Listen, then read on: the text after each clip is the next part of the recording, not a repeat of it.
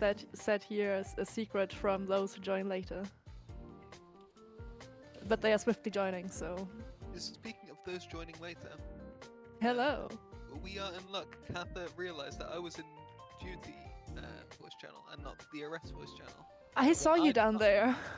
I was wondering that as well. Doing? Yeah. I just simply did not know this, and then Katha came in and warned me like an angel coming down from the heavens. Except the angel was maybe the one from the Shadowbringers trailer. More like, if you stay there, no one will join you. I just assumed you and Katha were like talking about something else for a moment. Yeah, I thought you were like Focused. waiting for someone to theorycraft flare style with you.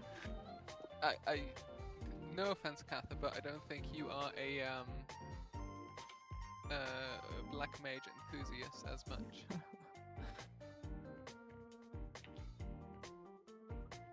Funnily enough, if I think of Katha and DRS, it is actually Flare Star. Really? Apologies, I'm on the PF. I'm looking at the Discord for the passcodes. I'm not seeing it. Are you looking in the private section? Oh, no, never mind. I'm just blind and stupid. That happens. That makes two of us. Welcome to the club. It's so There we obvious that there's its own channel and it's very easy to overlook. I mean, there is a lot of channels, to be fair. Yeah, that It is was. true. It was. I got lost in the source. Yeah.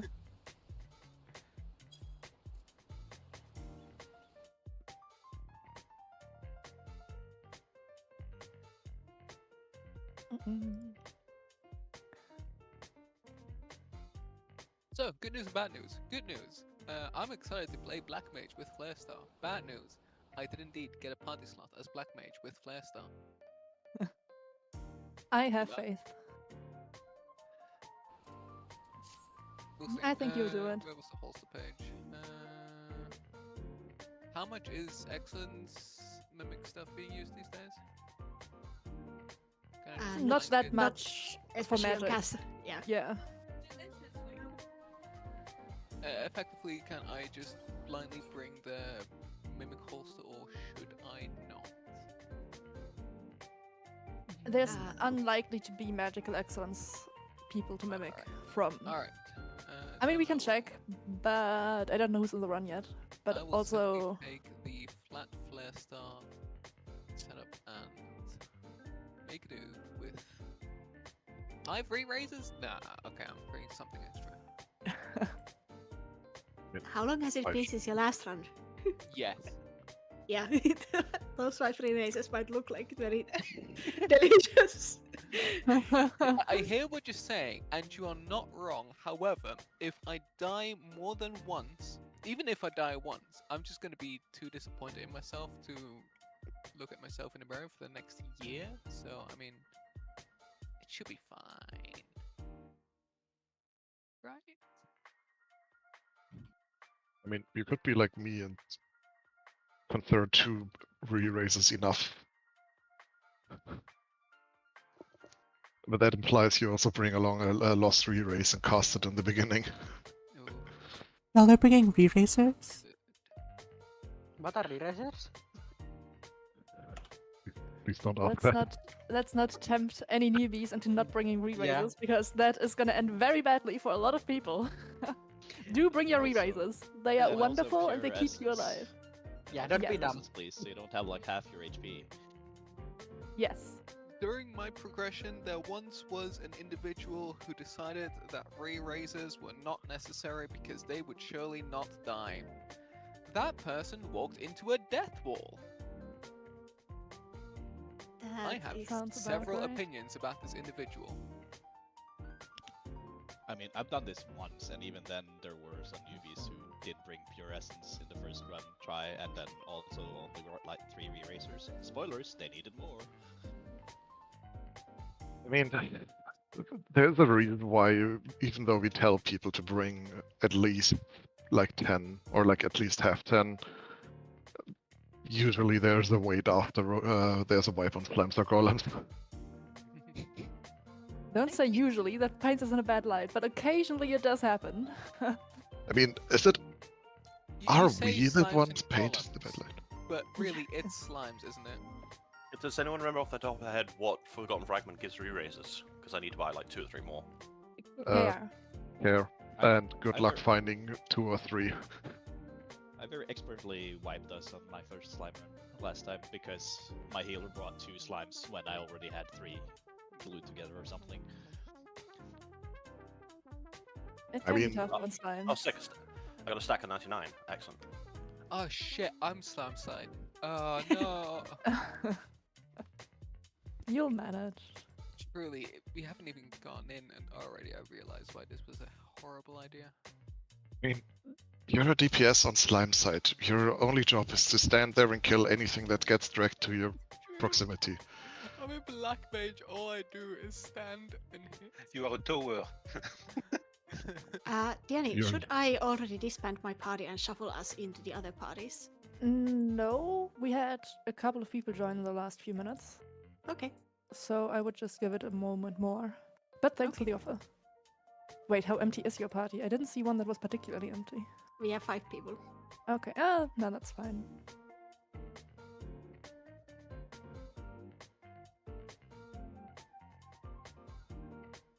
I would probably also only sort it out after slimes and golems to make roles assignments easier. On the other hand, you would have to deal with it yourself because you're on golem side, so we'll see.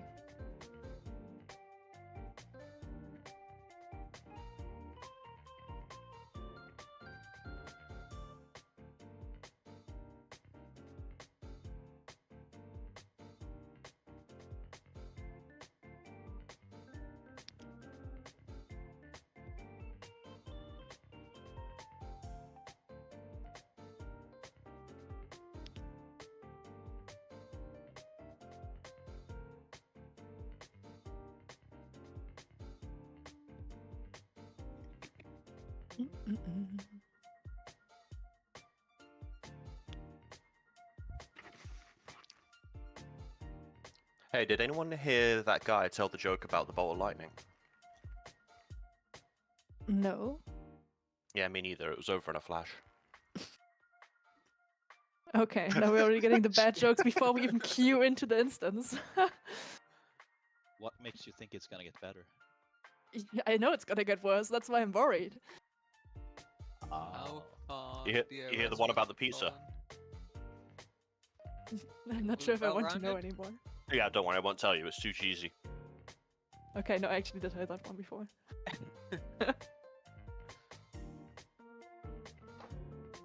By the way, if you are already here, you can take the time that we still have before we fill, and then while we sort the last few things out, to double check that you have all of the lost actions that you need. And if you're unsure, if you have everything, you can always double check with your party leader. They are there to help you find your way. Don't worry about saying that you are lacking something. Before we queue in, we can still fix that. After we've queued in, that's when it becomes a problem. So for now, feel free to ask for help. Archibald is your friend at this point. Yes.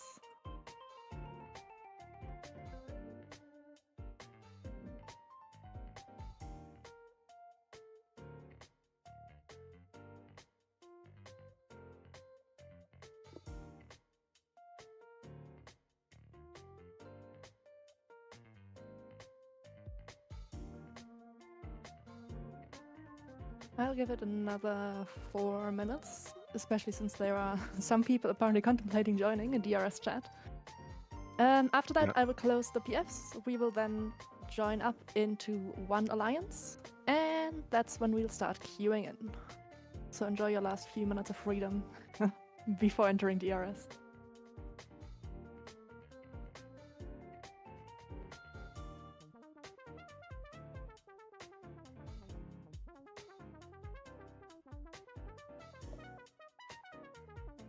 These last few minutes of freedom taste like Dr. Pepper.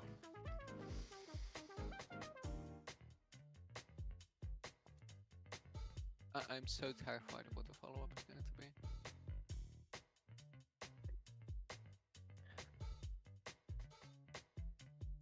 Does it taste like Dr. Pepper because Dr. Pepper is American and America tastes of freedom? No, it Was tastes that like the Dr. joke? Pepper because I'm drinking Dr. Pepper. Oh, okay. Bro, you're reading too Simple far and into it. reasonable. Can you blame me at this point? No.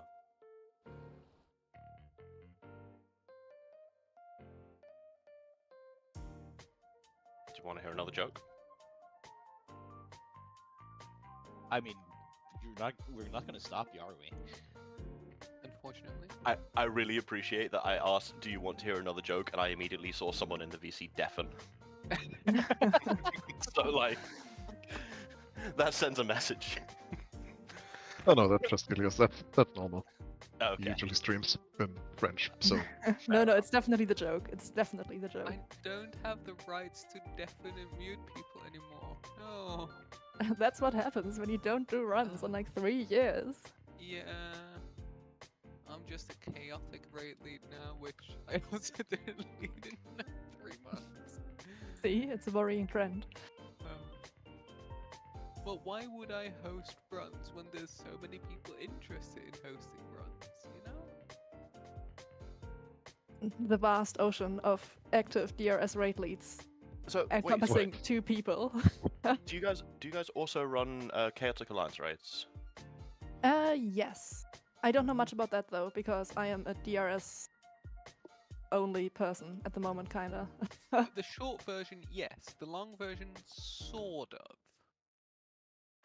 It is chaotic, and if you've done chaotic after like January, you'll be aware that the consistency of pug groups for chaotic has been iffy, and we don't quite have a Yeah. solution to just the nature of that very much. Yes, Because so- BA and DRS are fairly carryable, but chaotic is just not. So I think it's Yeah, my issue with it is that I was busy at the time, so doing the raid I got to enrage but never cleared, and by the time that I was free enough to like consistently start raiding it, PF had deteriorated. yeah.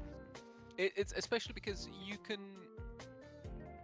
The way that that encounter is built up, you can sort of stumble through a whole bunch of things, but unless enough people do things proper and correctly, you're not going to be able to actually turn that final phase pull into an actual clear. Yeah. Just because you've lost too much to attrition in a middle part. I personally think for the late night formula, it's a poor fit because you just can't quite make it work, but I do not have a solution for it either, so I simply shut up and watch from afar with a little bit of sadness in my eyes.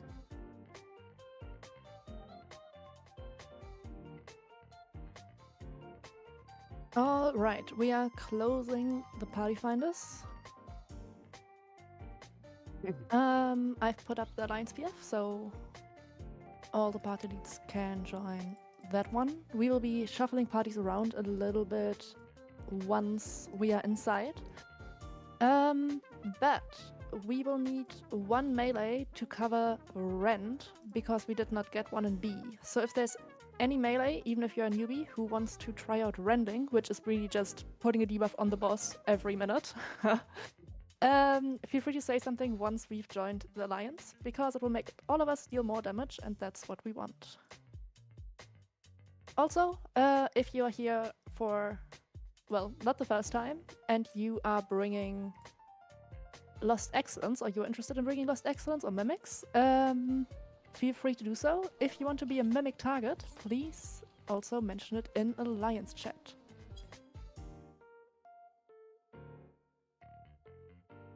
you haven't sent a passcode for the Alliance, by the way. I have. Have you? I put it in the chat before I said it, in the voice chat. Oh. Which maybe was not the play, but it's somewhere buried in the chat. Wait, oh no. Oh wait, I can DC travel when I have a PF up, okay. Not DC, server travel. Server travel, yes. Yeah, I got confused because I was like, no, I have an Alliance PF open, can I even do this? We have 1 magic target. Oh, nice.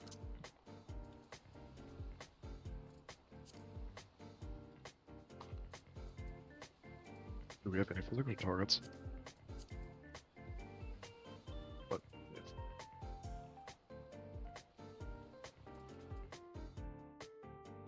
Not yet.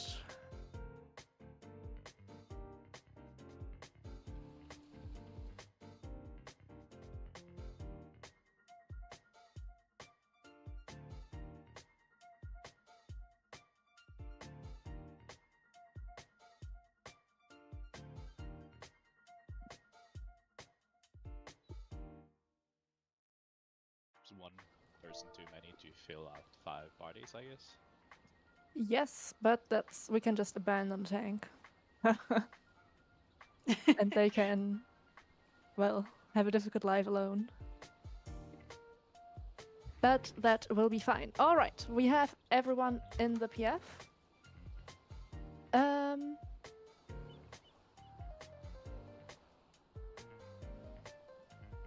The codes have been sorted. That's nice. Yes. Let me just double check.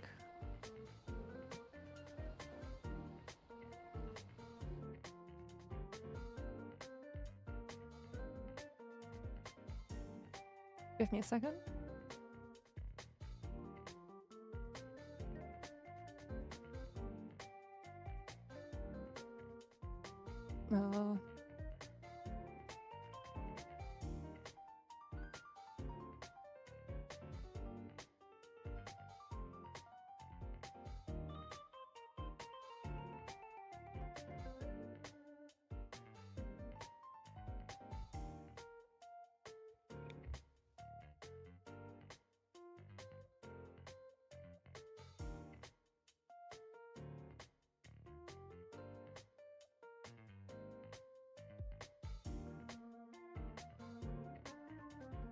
Alright. Well, this person will not be able to join because I can't remember where I bound my auto reply key. So that's too bad, they are too late. Alright. Now, double check that you have all the actions you need. And we will be queuing in broadly, although I just noticed I fucked up some settings when trying to find that key. Okay, I sorted it out. Let me briefly do a ready check. Rechecking where I had bound my auto reply before Alt-R, realizing, oh, that's my push. Yeah, exactly. My Alt-R is also just a normal key to be used during combat, so I bound it somewhere, but I can never find it, so... I just hit it and Ready. used the strength path, oh well. Yeah. Alright, with that, we are ready. We have... Who did we have as magical excellence? Sis. Yes, perfect. Alright. 1 magical excellence at TA. Physical targets are gonna be ERP at TA and Grandma at Ween. Perfect. With all of that, let's make sure that we all have our pure senses and re-raises and lost actions. Sorry for putting so much emphasis on that. And I will queue us in and hand over to Koharu, who will be handling the early part of the run.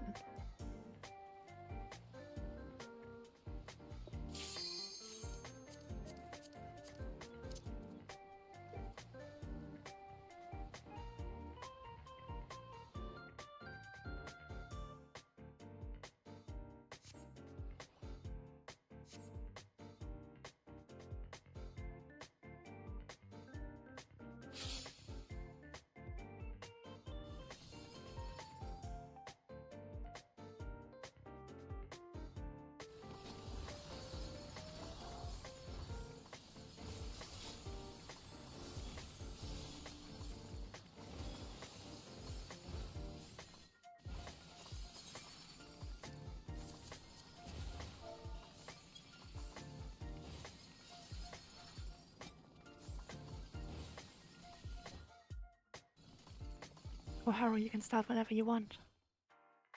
Oh yeah, right. So used to just listening on this part. Alright, welcome to DRS. First up, please do not touch the glowing pads to our left and right. Pop your pre-pop actions, pop your pure essence, pop your re-raiser, then head to the lost finds holster in front of you. That has also been marked now. And grab your run holster as it is described in the guide. For the first part, we will be splitting up into 2 groups. We will have party 1, 2, and 3 on the left side, on the A marker. Once you have grabbed your holster and double-checked, you actually have filled it. You can head to the A marker and wait there for everybody to be ready. The same goes for party 4, 5, and 6, which will be heading to D.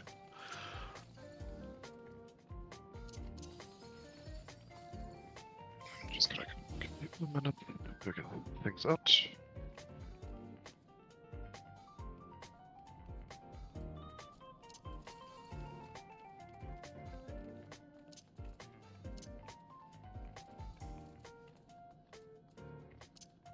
A quick question. As Flare Star Black Mage, if I am dropping a few re-raises because I don't want to bring 4+ and I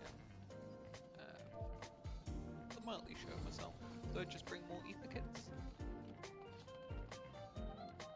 I mean, valid choice to bring more ether kits if you're comfortable. Ether kits it is. Or you wait for what the Europe is sending you.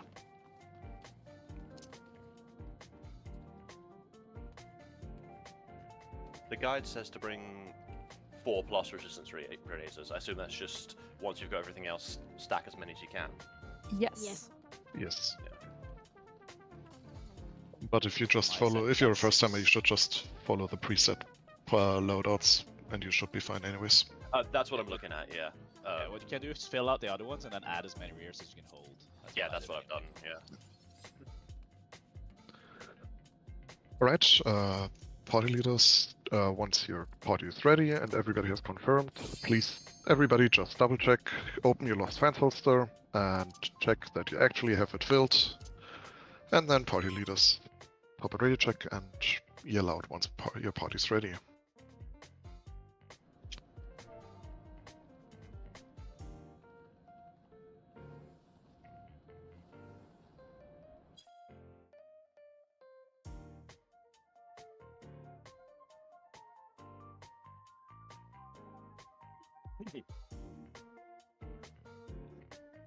E, D, E, C ready, so we're waiting for A and F. That is fine, we're just gonna take a couple minutes more to figure things out initially. Actually, I just realized we never got that Rend volunteer. Oh, did we? Okay, I thought we had. Yes, we don't have a lot of melees overall, so... Alright, I'm sorry, you're getting the short end of the stick today. Oh, you have a dance partner. Ooh, that hurts. Anyway, you're still Rend. You'll do great. Sometimes you have to take the L. Yeah. There's Okay. Diyani today. Yeah, sorry about that. I totally forgot. I could have swapped to melee myself. But oh well. Handing over back to you, Koharu. Alright. We're gonna sort out ninjas and scholars before we Fortunate Seeker, so you don't need to worry about that now. Just gonna pop another radio check in my party.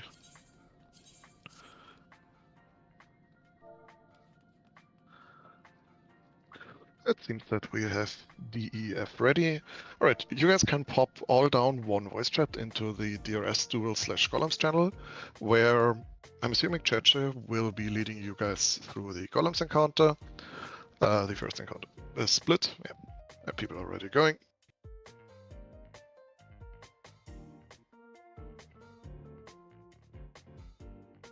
Hello, everyone. Let's see how many people we should have here. 2, 3.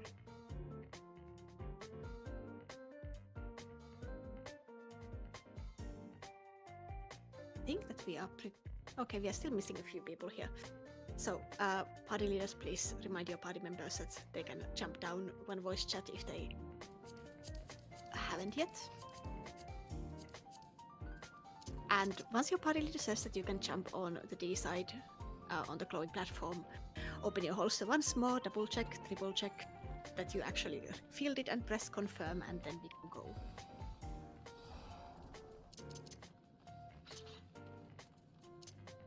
So, on the D side, since we are going to the golems.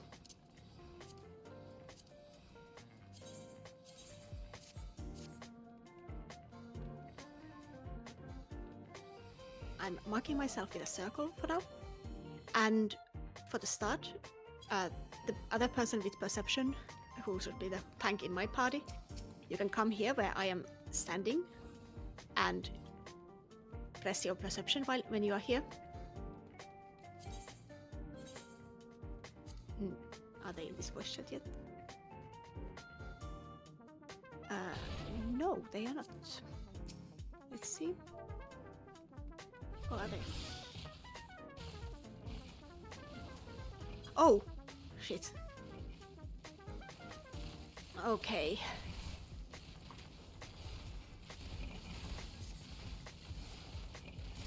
Yes, this is exactly what you are not supposed to be doing. Since we opened the gate, we are kind of like starting the encounter and we can't help it for now. And this is going to be a wipe since we don't have anyone ready and we don't have explanations done. So basically there are going to be traps in the hallway, but you can also tap these golems. Just let them kill you. If you die, do not use another eraser for now.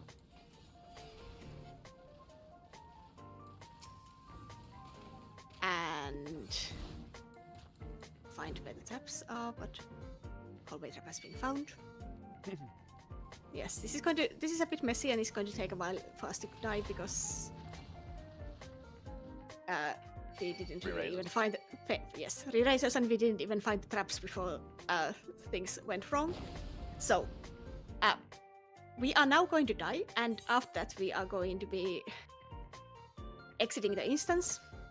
We are going to be entering the instance again, and we need to have another re-raiser and pure essence on. That means that all of the actions that you just equipped, your font of power, font of magic, whatever you have, those are going to be staying. They are safe. They are not going to be going anywhere. But the pure essence and re-raiser, unfortunately, you need another one. So if you are totally out of those, please go and fix that now, because we are not going to be able to continue without it. But for now, just go and tap those golems. No need to kite them around, just let them hit you, let them kill you, because it doesn't really help anything. Stand in AoEs, just...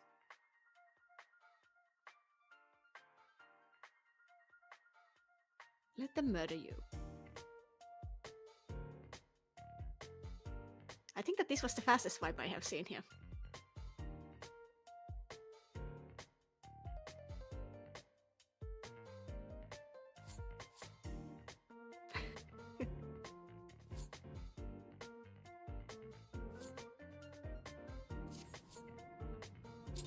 So, once we go back in, we are not going to be touching the door, because touching the door starts the encounter as we just saw. Instead, we are going to use those pure essences and re-racers and refill the holster. And after that, we are going to do explanations before we touch anything, and we are going to do a ready check, and we are just going to be starting things. Yeah.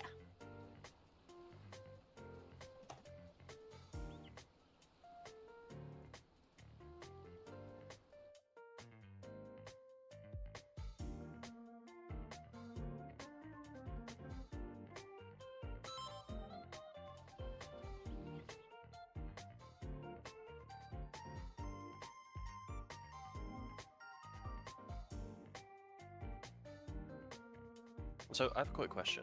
Mm-hmm. I'm just looking through the shortened guide here, Mm-hmm. or rather the timeline, rather, and Yep. Do we use our lost actions, so like font of power and whatnot, on golems? No. We Right, don't need to use... that's only an organization check, so we don't really need to use anything for golems or slimes. They are Okay. saved for the actual bosses and then the lady Okay, with so yeah, because I'm looking at it here, the first time it pops up is Trinity Seeker. Yes, that's exactly where you start using this. Okay, lovely, thank you.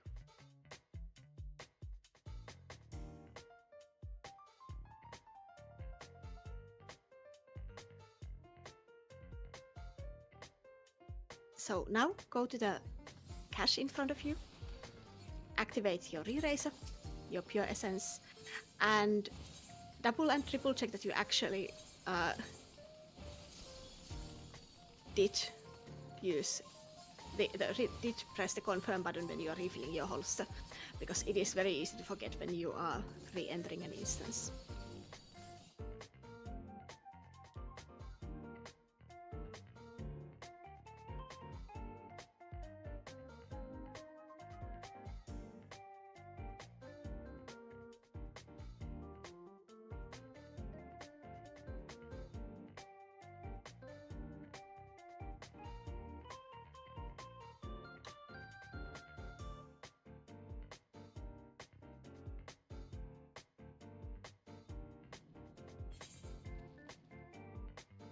Okay.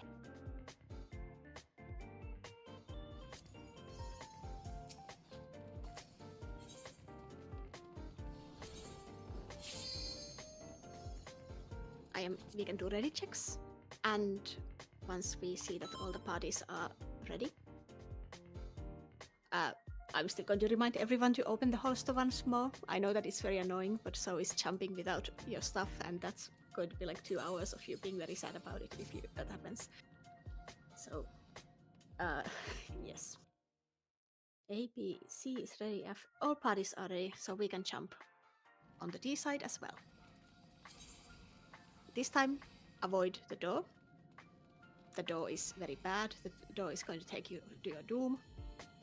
And could the one person with perception come here where I am jumping with the square above my head in the corner? And press your perception here. That is how you find out whether or not there is a trap in the room right next to you. So you can see that in that blue room there is no trap. The other southern trap that we can find before we enter is going to be in this room, and we go all the way to this corner on the other side, where you can also press your perception, and it should tell you if there is a concealed trap or no concealed trap in the... You can go and test it if you want, but this time around, because I have the other perception, there is a trap in the white room, but there is no trap in the blue room. Now, everyone, welcome to the golem side. Our general job here is to wake up these 4 golems and bring each of them to their own room, have them turn into the same color as the glowing platform in the room, and then kill it while it's standing on that platform. To make this happen, we have tanks assigned to all 4 of these golems. So first on C, it should be... actually, yes, we need to adjust it a bit. Okay, on C, if Fleur, if you could go there together with Marina. And that is going to be the golem that you are picking up, and Marina is healing you. Then on the other blue golem on A, we should have Mari, who is Paladin, and Null as the healer. On green golem, we should have June together with Distant, so on B. And finally on D, on the red golem, we should have Mothla. And do you have any tank in your healer in your party who is not taken yet, Mothla? We don't, no, we've only got the one healer in this party. All right, so in that case, Black, if you could go with Mothla on the red golem room. That leaves myself as kind of like a free agent, so that's good since I need to be calling this. Quick question about the golems. Tanking them, how hard do they hit? Do I need to be mitigating auto attacks or? You can mitigate which golem are you on? B. Okay, yes, it's going to hit a bit, but you kind of like just can use your normal mitigations, and you have a dedicated healer, so it's not going to be that bad. Alright, so Now, how these golems work is that as we open the door, all of the tanks who are tanking them need to have their stances on. So you can already turn on your stances if you are standing on any of the golems. After that, you will drag them to your own rooms. Fleur, your room is going to be in the southeast, so it is going to be the first room on the right. Mari, your room is southwest, so it is going to be the first room on the left. Distant, you are going to be going northeast, and Mothla is going northwest eventually. Now, when you are going to your rooms, there is a chance that your room has a trap in it. The traps are going to be in the room for Fleur, in the middle of the hallway, and in one of the northern rooms, but we do not know which one yet. That means that people who are going to be going north, so Distant and Mothla, you need to be careful and wait till you see the hallway trap, and also be careful before you enter your room, because the trap might be right in front of the door. Fleur, you can go and stand right in front of your doorway, and you can press your perception. And then, if you don't find the trap right away, you can go and stand on the glowing platform and press your perception again, and that should reveal it. After that, if you are tanking in a room that has a trap on it, you need to just avoid the trap, keep the golem on the platform. You don't need to move it around from anyone else than Mothla, and just don't stand in the trap. So, especially Fleur, be careful. I know that you're a first timer, so it might be a bit difficult, but you just take it easy. There is no rush. You can just press your perception as many times as you need to while you are entering your room, and do not run. Now, for everyone else, we are going to be following a blob, all of the golems, starting in the southwestern room. Then we are going to go to northeastern room. Then we are going to be coming southwestern room, and finally northwestern room, where the red golem is being guided around. The red golem needs to die last, since we are holding DPS on it until the slime side is ready. So don't use any dots on it, and in general be extra careful when you are running through the hallway. Actually, do not run, just sneak past the trap if you need to. We are not in that much of a rush. Now for the actual mechanics of the golems. There are not many. The golems that are currently blue have a tank buster on them. So Marina and Null, be ready to Esuna your tanks and heal them up. The tank buster is very visible. It's a large purple sign on them.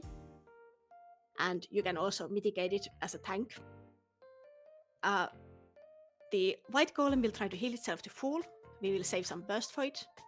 And the red golem needs to be guided around, since otherwise it will kill the tank very fast. So then we come to the next and final important mechanic, which is the cast called Metamorphosis, which transfers them from one color to another. For the first blue golem that Mari is tanking, you will always want to interrupt when you see that the golem is trying to cast Metamorphosis, because it is already blue and your room platform is also blue. Fleur and Distant, actually Fleur and Mothla, your golems need to be changing colors once. So Fleur, let the first Metamorphosis cast go through, and after that interrupt it. So do not interrupt the first one. Interrupt only if you see that your golem is already white and trying to change color again. I will call it out. Distant, you will always interrupt as well, because your room is green one. So whenever you see a Metamorphosis cast, press your interrupt button. And Mothla is not going to be interrupting himself, since that's the red golem. Instead, we need one physical range to do it for Mothla. And let's see if we have... No, that's not assigned already. So that should... Sevilla, can you take care of that one? Alright.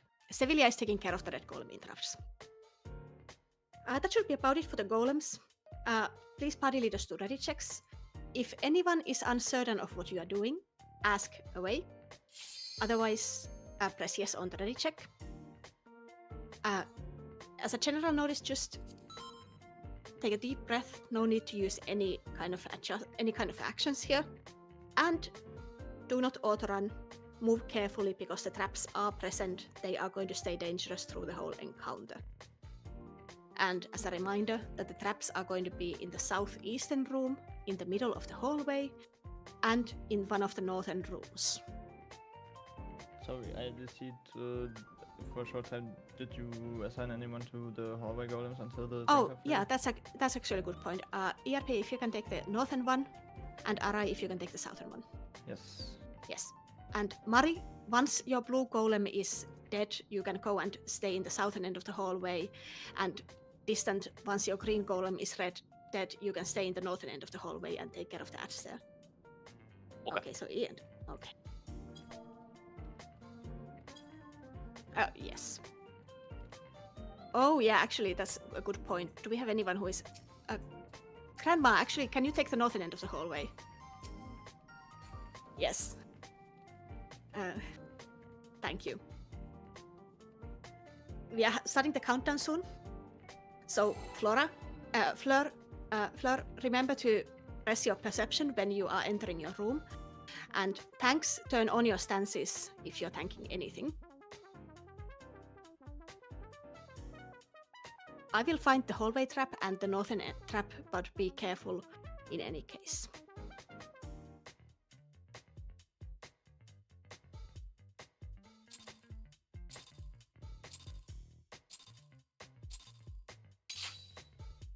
Tanks, pick up your golems.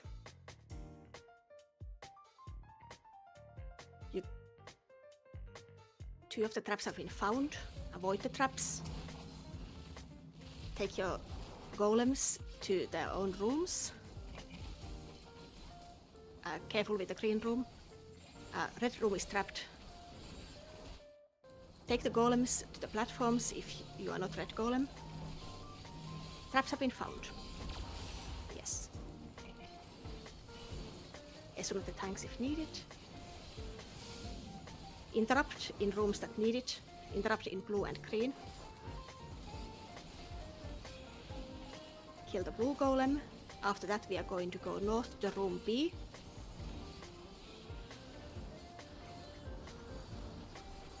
Remember to heal the tanks. We are going to go to the room B. Avoid the trap. Kill the green golem. The one tank that was freed in the blue room, stay in the southern end of the hallway. Interrupt in all rooms. Interrupt in all rooms. Thank you.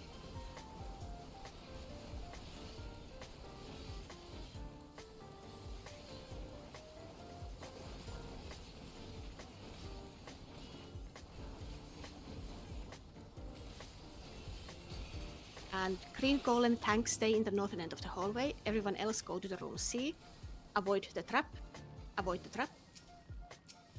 Take the golem to the platform. Take the golem to the center of the platform and interrupt it. Interrupt it, please, and pull it more to the center. Thank you. The white golem will try to heal itself to full once it hits 30%, so save some burst.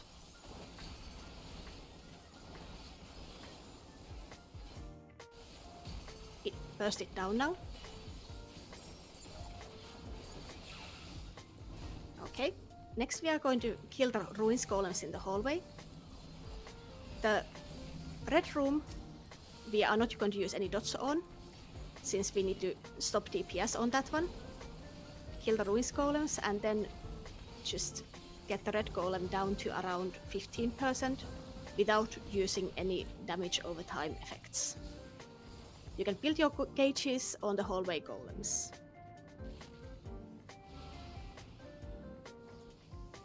The free tanks can take care of the hallway golems as well.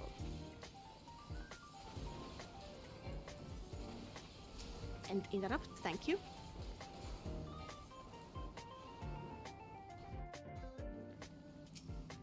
And stop damage on the red golem for now. Attack only the ruins golems in a hallway. Build your gauges on the ruins golems. Alright, Slime side is ready, so we can now start lowering the red one down. Burst it down now. Burst down the red golem now. Would avoid the trap, of course. Perfect. Avoid the trap still, and we can exit on the northern side of the hallway. That was very clean. Good work. Now we are just waiting for the slime side to kind of finish the encounter. They called us that they are done, but yes, they are done. There are 2 chests in front of you that are personal loot. Pick them up, turn off your stances, and then we can go back to the other voice chat.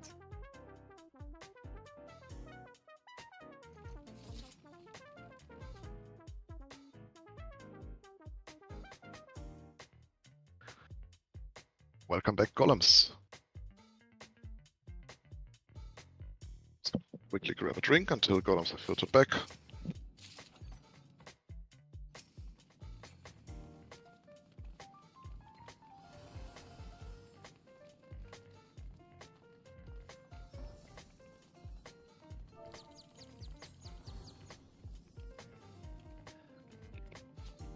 We should all be back, I think. At least I told people to come to Yep, back. everybody's back. Alright, then welcome to Trinity Seeker. This is the first proper boss in front of us. I will be going over what we are doing with him in a bit, but first some general things for DRS. First up, we have Resurrection Restricted in here. You might have already noticed, but there is a debuff on your bar that says Resurrection Restricted, meaning you can only get raised by either your Lost Re-Raiser, a healer LB3, or a healer with Lost Essence of the with Spirit of the Divine and a Lost Arise. So for this raid, please try to prioritize mechanics if you aren't quite sure what you're doing. Maximizing DPS should not be your focus. We are plenty fine, and a dead DPS does not do any DPS after all. Secondly, the raid also has Thrice Come Ruin and Twice Come Ruin, so if you fail a mechanic, you will get a stack of a Doom buff, and once you reach 3 stacks, or later 2 stacks, you will die to it for sure. So please, again, avoid mechanics as they happen. Then I'm just gonna...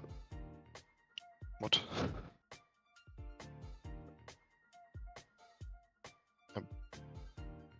I'm not gonna question that in chat.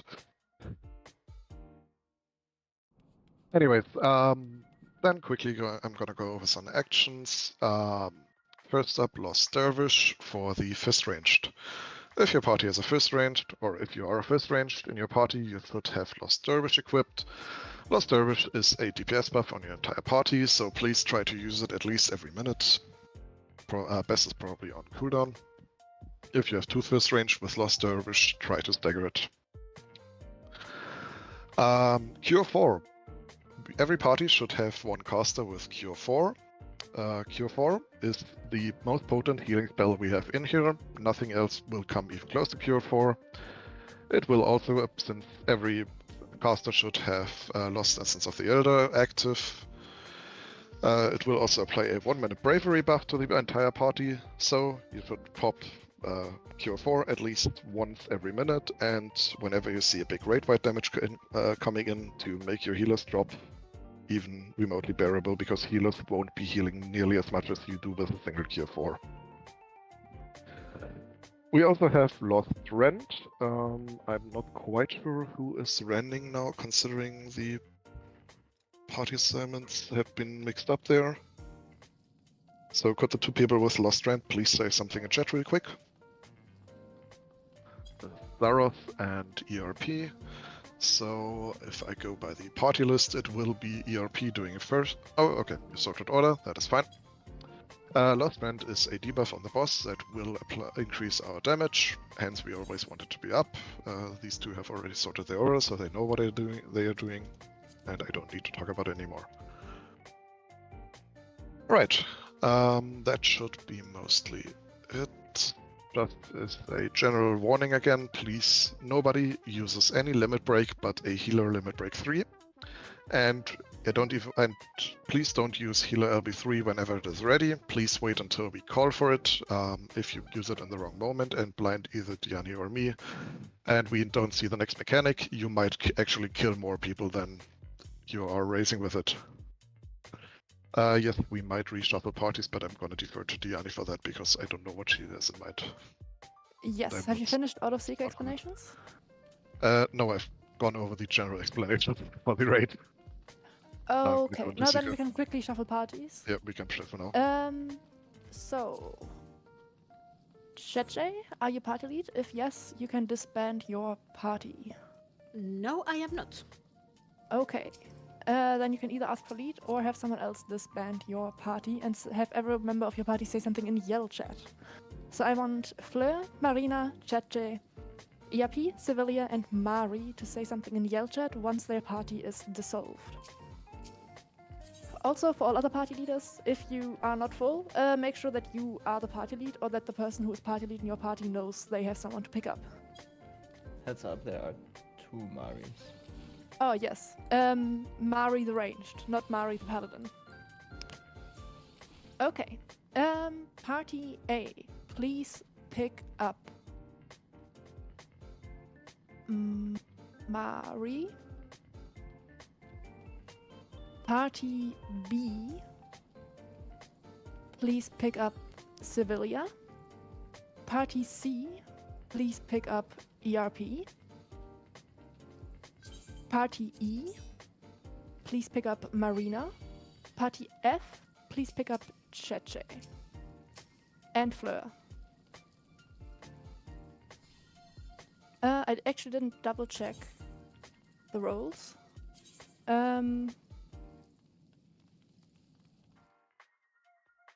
Did I now cause any parties to have... I mean, yes, but 2 cure 4s We have 3 is... healers now, but Yeah, fine, no, I I mean, there's something that can't help. Basically, is there any party Yeah. that now has 2 of the same buff class? Anything else is fine, but 2 of the same buff class is not what we want. And also Pixis, everyone should have a cure 4, because they already had one. Yes. It's only about like having 2 dancers in one party, but perfect.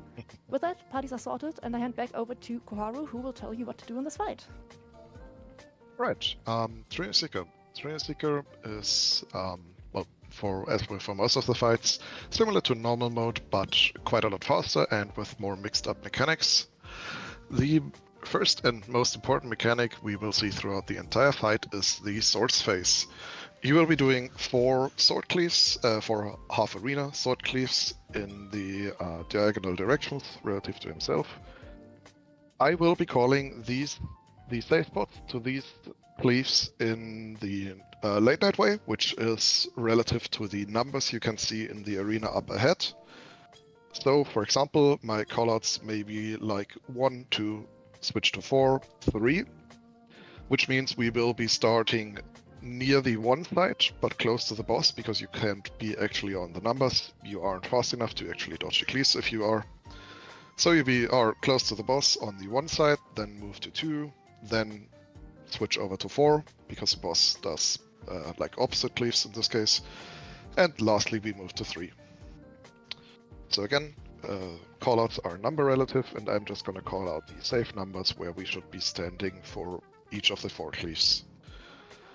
This is in the first case, followed up by the ice lines and petrifaction and flower mechanic. If you've recently done the Juno raid, you might actually have seen this mechanic during the Heroes fight. We will be getting a grid of ice AoEs on the ground, as well as an orb to look away from and a small flower puddle that will massively expand. I will be calling out where to look away from and where to run away from. So callouts may be like look away from 1, get away from 4, if the orb is on 1 and the flower is on 4. We should be then following these callouts as well as dodging the ice lines on the ground, obviously. Next up, we might be getting an AoE where we need to be inside of the hitbox of the boss. These kinds of things will usually just be called out during the fight. before we move to the tank buster. Do we have any volunteer tanks, main tanks here? Preferably a veteran, because considering I'm myself not quite the safest, yet I would rather have a veteran. Any volunteer main tanks? Where's Kyoko if you need him? Just a bottler's gone to grab a drink real quick. I don't know if he's back yet. That's fine. Kyoko, you are hereby announced the main tank. You can put give yourself the danger Dorito. Oh, you already have the danger Dorito. Alright, in general for this raid, the main tank will usually have the danger Dorito. You should generally never stand with them unless told otherwise. Also, Cheche has the safety plus on top of her head. If you aren't quite sure where to stand, you should. Cheche is probably a good guess to stand on. So avoid the triangle, stay with the plus, unless you're doing other things or are resolving other mechanics. Next up, we might be getting fire chains. These fire chains will just be you will run apart to break these chains before we get standard tiles. The boss will be making half of the arena basically a danger zone, or like will nuke half the arena. He will be nuking either the sandy yellow ground areas or the blue tiley ones. For this one, I will be calling out just which area is safe. So it will be either like stand on tiles, stand on blue tiles, or stand on the yellow sand to dodge these areas. This will later also be combined with sword face again, but more to that later. Otherwise, probably nothing worth mentioning itself. There is a lot more mechanics here, but most of them can just be called on the fly. So, unless I've somehow missed something critical, we can do ready checks and in all parties. If you have any questions again, please feel free to ask.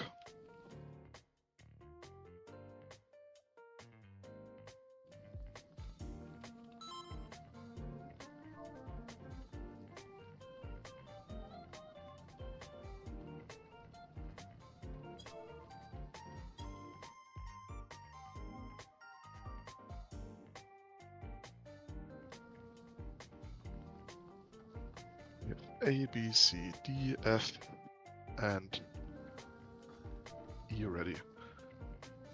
Wait. Oh god, we have the solo Diyani party again. Alright, then we can do... Right, pop your food. Food does help in here. And then Kyoko, your countdown. I know you have a countdown. We will be pulling in 30 seconds.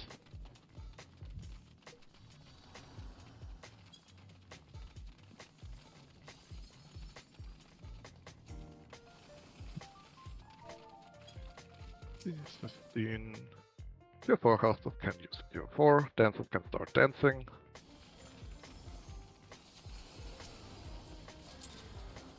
And we're pulling in 4, 3, 2, 1, and pull.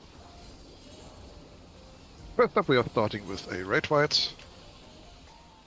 Please make sure you have your tank stance off if you are a tank. Before we are going into Swords Phase.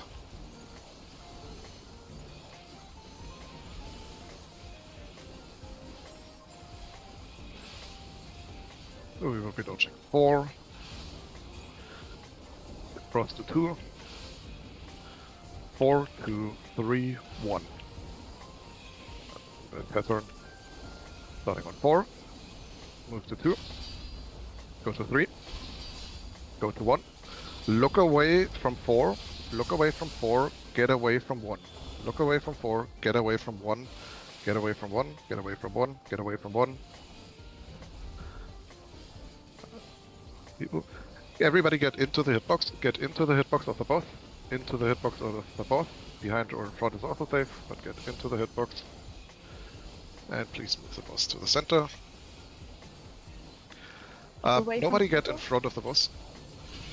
Nobody get in front of the boss. There's 2 tank busters going out. Just waiting for Kyoko to resolve them.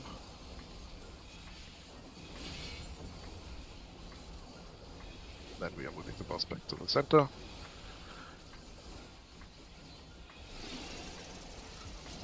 Alright, we are getting fire chains, wait until the chains have appeared, then break them, and get in front of any barrier. Get in front of any barrier. Any of the numbers is safe. Get back to the boss. And we are getting a grid dashes. So we will be following dashes around the arena. We are going to 1, go left of 1, go left, or go between 1 and 4. And follow the dashes. We are ending behind the barrier. Go to B. Everybody to B. Behind the barrier. Behind the barrier. Behind the barrier. If people have died, try to raise them. Everybody get in a line. Get in front of 2. Everybody get in front of 2. There's a line area coming.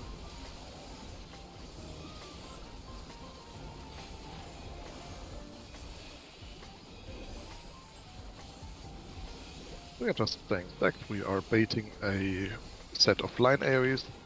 Dodge out of the orange now. Dodge out of the orange. Dodge out of the orange. And then get on sand. Get on yellow sand. Everybody get on yellow sand.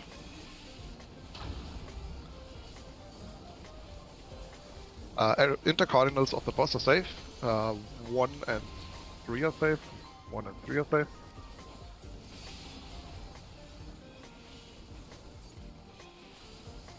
And then we are getting close to the center again. We are getting another set of Ifrit dashes, this time followed up by Sword's Face.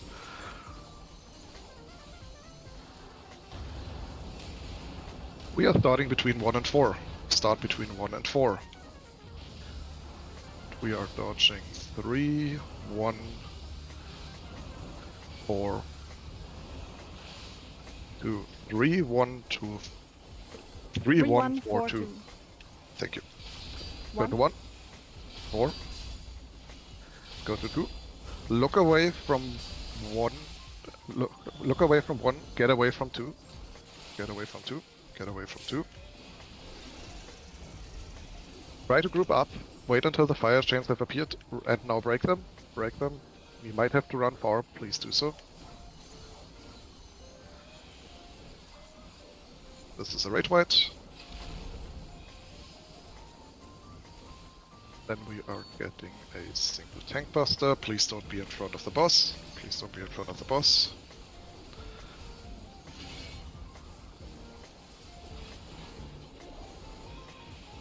And then we are getting Sword's Face again. This time it's with sand tiles. It matters where you stand on the first and on the fourth cleave for the sand tiles. We are starting 4, 1, 2, 3. 4, 1, 2, 3. Start on sand. Start on sand. Go to 1. Go to 2. Go to 3. Be on tiles. Be on tiles. Be on tiles. The middle is tile.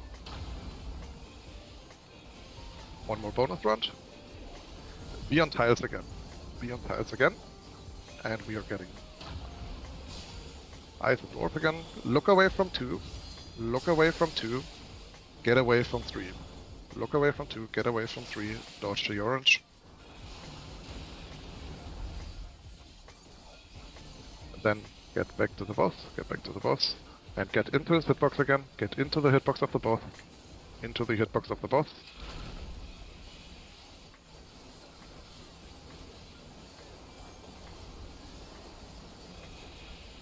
And then we just kill him for living. Into the hitbox Now get into the now into the hitbox. Into the hitboxes. Into the hitbox.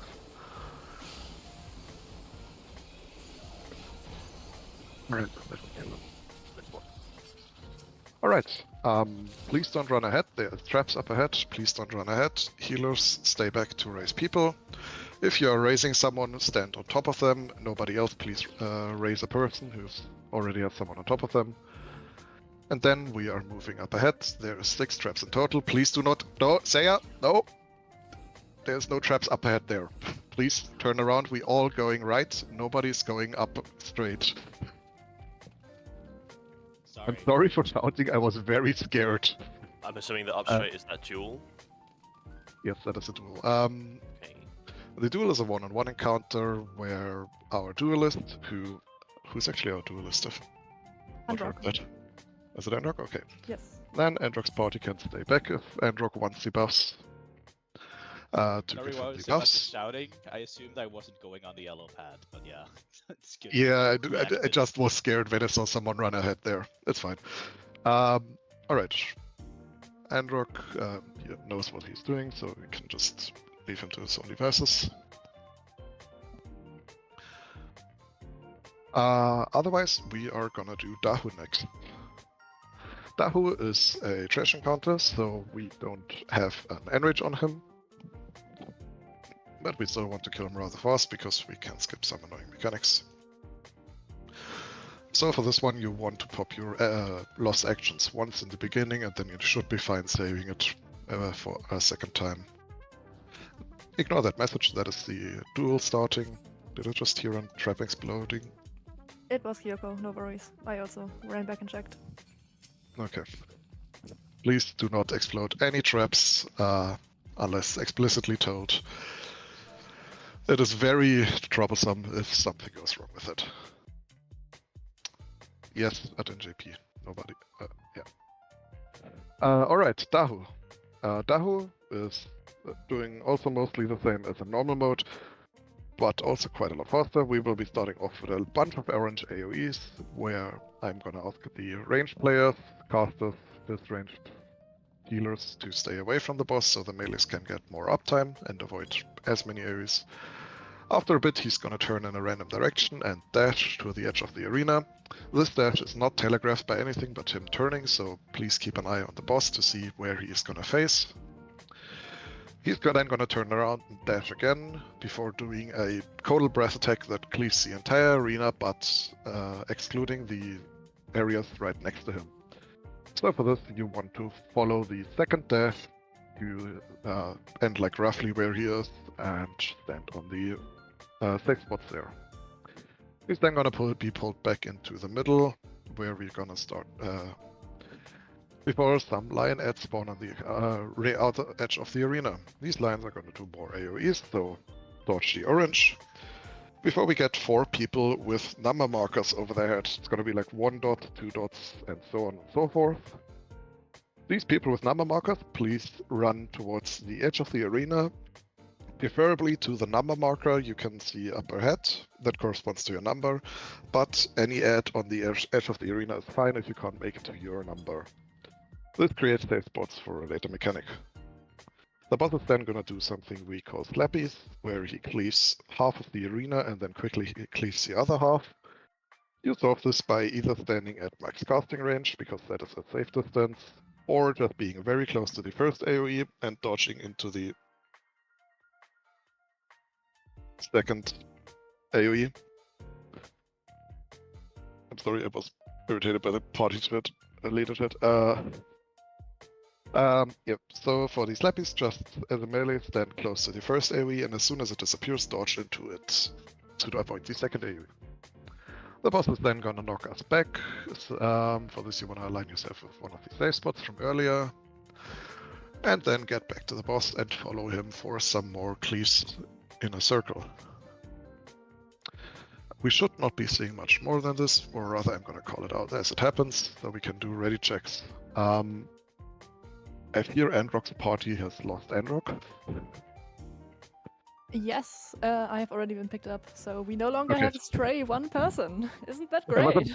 was about to ask for that, but it still feels bad. Was It Andrew does feel party bad. leader? Sorry? No, that what I mean, yes, but Helios was on his party, so... Oh, okay, yeah. We have Oh yes, A, he also B, wasn't. C, Actually, it was Helios' party from the beginning. Okay. Alright. All parties are ready then. Kyoko, your countdown again.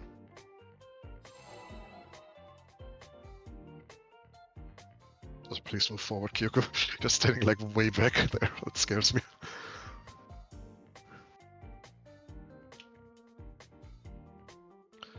Seven, 6, 5, 4, 3, 2, 1. Right, first up, dodging the orange. Orange is coming momentarily. Right, dodge the orange, dodge orange, dodge orange. As a range, get away, dodge more orange, dodge orange, dodge more orange. Boss is dashing north, boss is dashing straight north, and then he's dashing south, close to the 3 marker. Get close to the 3 marker. Get out of the AoE. Thank you. And then we pull him back to the center again.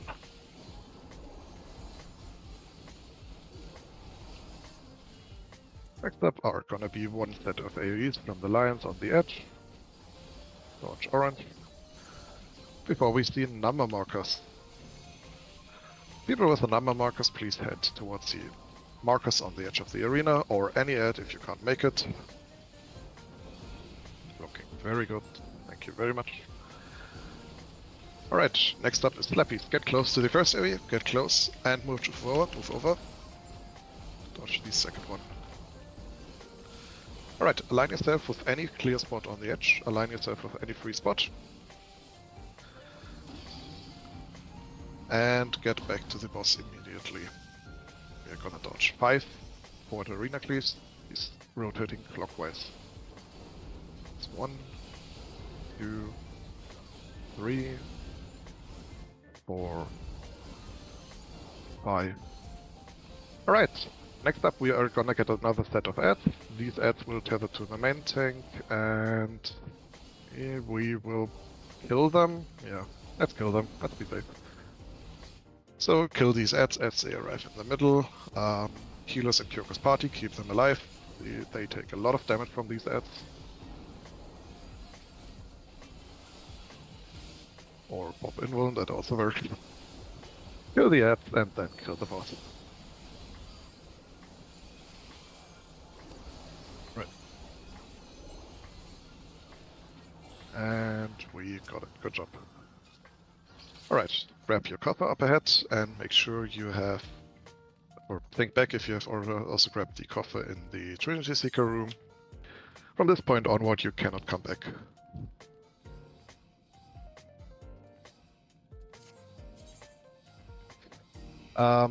One thing, real quick, please, during encounters, do not talk under any circumstances unless you really know what you're calling out.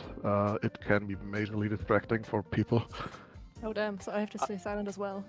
I'm really Uh, sorry. I just got It's arrested fine. and I said thank you without thinking about it. It's fine, it's fine. Please don't take it personally, it really helps I know, keep you I know, positive. yeah. No, I'm not taking it personally. It's just like it was a. If it helps you can just completely- mute yourself in No, Discord. yeah, yourself. it was just like the automatic reaction. Yeah. I got my Right, mic muted. sorry. Alright, sadly we lost Enrock during the duel. That may very occasionally happen, even to the best of us. The duel is a difficult encounter. So unfortunately we won't have a duelist for this one, but that won't deter us too much. Just means we have to push slightly more DPS than usual. Very slightly. Alright, next up we do have Queen's Guard. This fight has a lot of upfront explanations, so please make sure to occasionally wiggle during the explanations. There is a invisible 10-minute AFK kick timer. We don't want you to get kicked out. And otherwise, I am sorry in advance for this, because this will take quite a while. First up, if I remember, it was just the first tank from A and D usually? Yeah. Except we don't have a D tank. Alright, can I get 2 volunteer main tanks then? I'm just gonna ask for volunteers then. For this fight. We will require 2 main tanks for this one. Otherwise, if we don't get any volunteers, I'm gonna decide on 2 people.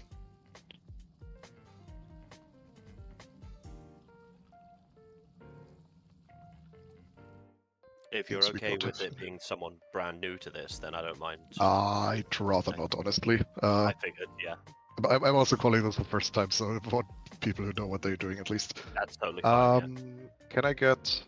I'm just gonna call for Flora and Yoko then. Rather have two tanks, they really know what they're doing. Flora and Kyoko, can you two decide on who takes one and who takes two? Or like, can you step forward first of all? Guys, can you come to me please in the front? No, you're not Flora.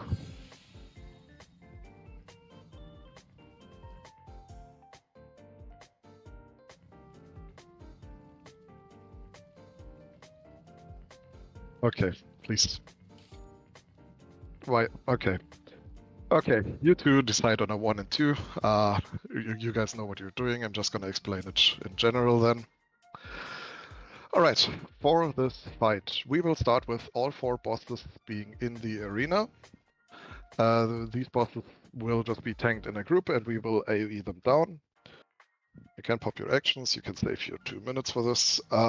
We will DPS them down to 80% each. They may cost 1 or 2 raid wights during this, so healers beware for this. Once every boss has hit 80%, they will jump away.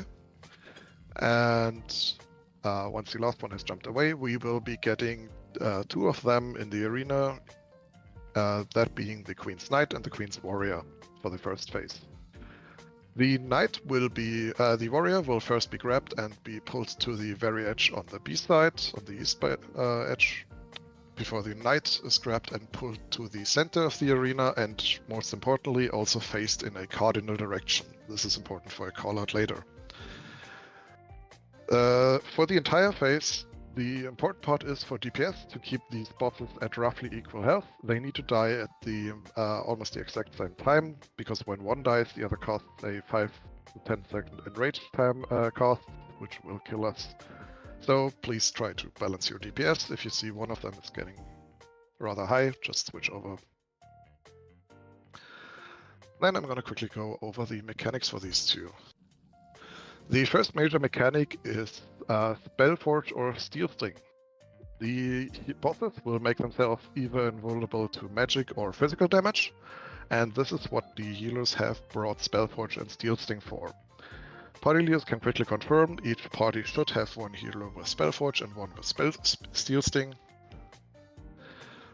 Depending on the color of the tether, we will be applying the opposite debuff.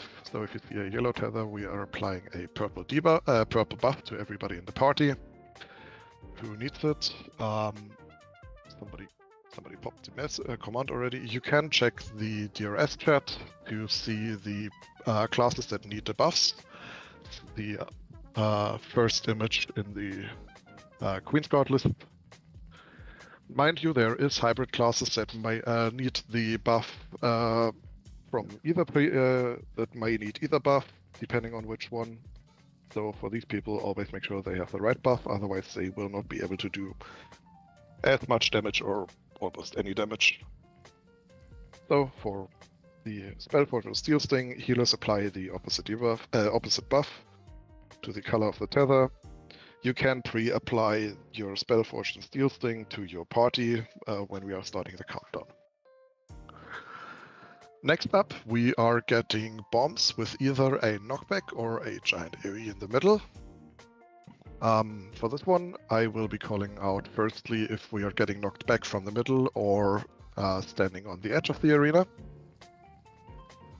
Right, as Judge said, there's also a macro for removing the debuff if you have the wrong debuff. You need to remove the wrong debuff if you have it. Let's say debuff. Anyways, for the bombs, as I said, we will be getting either a knockback or a giant AoE in the middle, but there will also be bombs spread around the arena.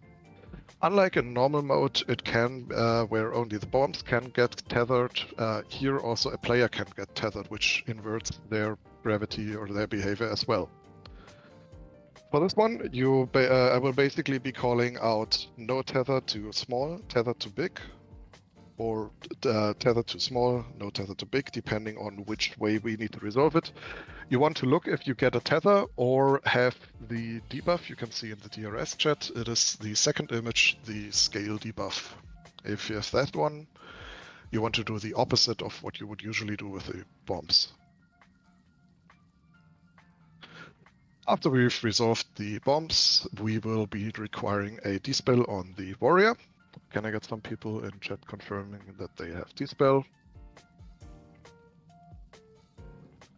That is plenty of people, thank you very much. Yeah.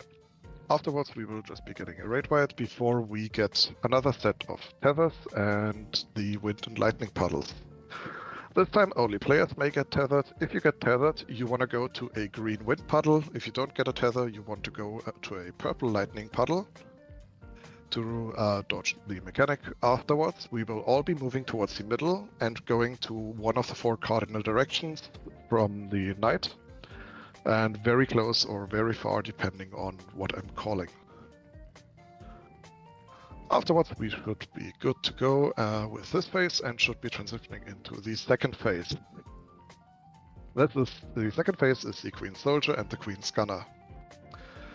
The Soldier will be pulled to the western edge of the arena before the Gunner is pulled to the dead center of the arena. This time it is important that the Gunner is in the middle. The first mechanic is Firefox with the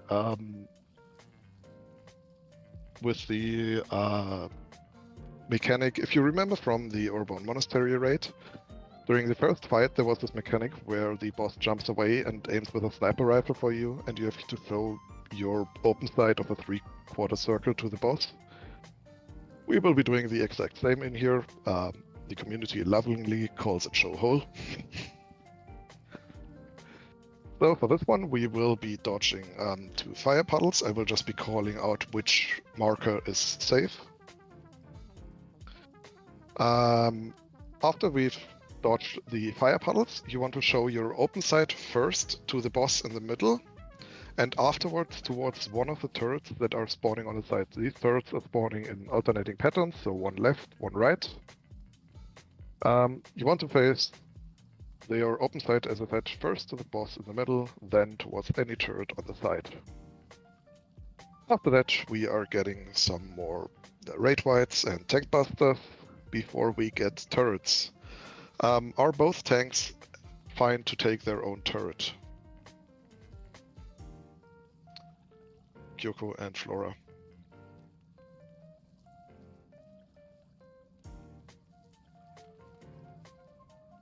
Kyoko, are you fine, or do we need, or do you want another tank to take over for you?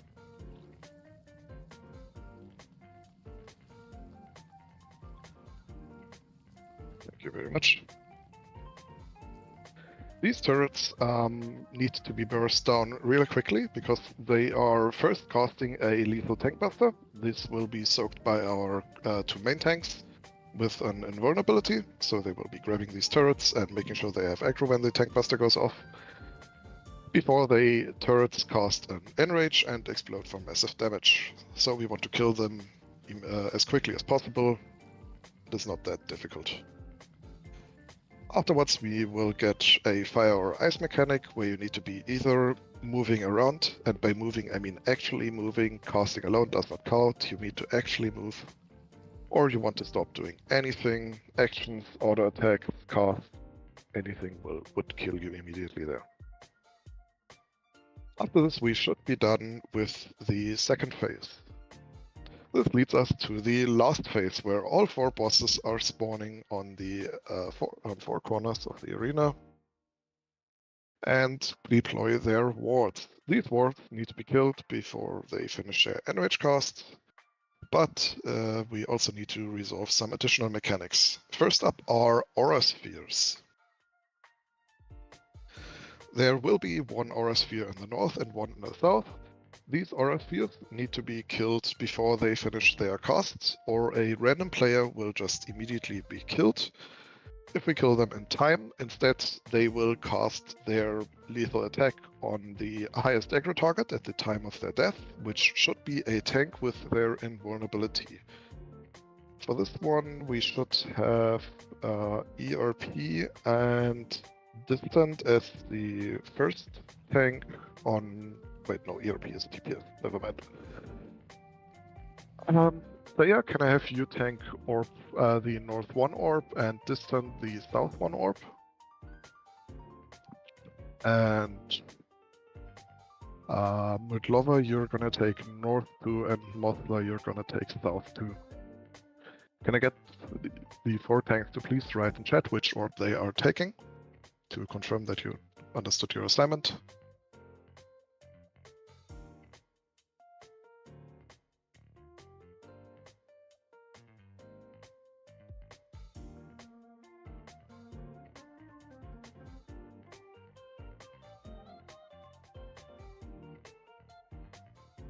Typing in chat for Mudvola, sorry. Right, but there is also one more thing. Besides the aura spheres, we will also be getting some light orbs. These light orbs need to be killed by the healers. Each healer should have plenty of light curtains with them. These light curtains, you can drag them into your hotbar. They take up a GCD to use, so be aware of that, but you can deploy them from your hotbar. You don't need to actually have the Lost Fight holster open. Each healer should be assigned to a specific spot, or in case of the missing party D, that is Cheche doing both of them, if I got that right. So I assume your other healer is also fine taking both orbs on their own Cheche for your actual party. Alright, thank you very much for resolving that already.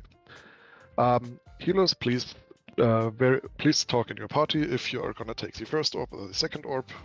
If you are not sure where your orb positions are, the last image in the DRS chat shows you your specific positions.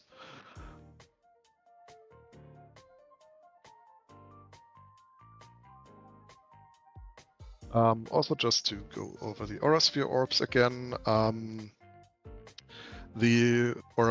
go over this again, specifically, we will be getting 2 waves of Aura Spheres and Light Orbs. I've assigned 2 tanks to each side because we need to take both of them, so if you're North 2 or South 2, you will be taking the second set of Aura Spheres. Right, otherwise the wards will have a directional parry up that allows you only to attack them from either the sides or the front and back. Please do be aware that if you attack them from the wrong side and get hit by the ward, that is a doomstack and very easily to die to. For this reason, healers, every class, people should avoid using large AoEs, sizes, stances. Please be very careful with these, or rather just don't use them at all, because it is very easy to hit 1 or 2 wards and just die to it. That is all of Queen's Guard, I guess. We can do ready checks. If there's anything unclear, please ask. I'd rather explain another minute or so than have people die to it. Also, please make sure to wiggle, though you, technically speaking, should be wiggling anyways with the ready check.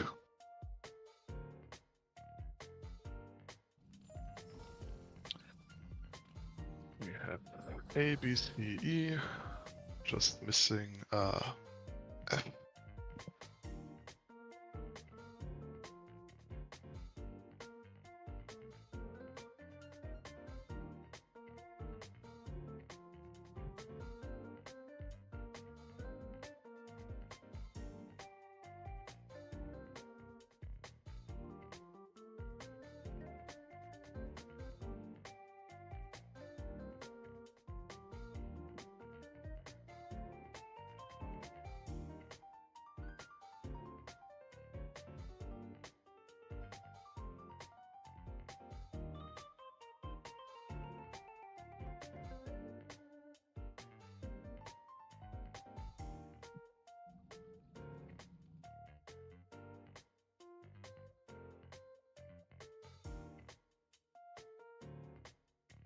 We're just waiting for one person from F, but no hurry.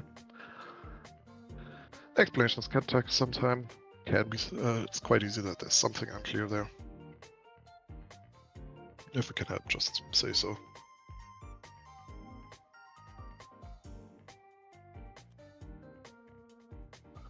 Oh, they are AFK. Okay. That is not great. Please do not go AFK. There is a break in a little bit after this fight. So, yeah. I don't know. We can give them a minute. Is it someone who's new or someone who's done a couple of runs? Mother? They are new. But they Okay. are also back. They are answering now. Okay, perfect. Okay. No need for Alright. crisis management. Let me just wait for the confirm radio check. And just to make sure, Kyoko is gonna take the Queen's Knight and Queen's Soldier, and Flora is gonna take the Gunner and Warrior. I know you guys know your shit, I'm just spelling it out for people in general. Once we get the okay from F, we can do the countdown. Right, everybody is ready, then we can do a countdown.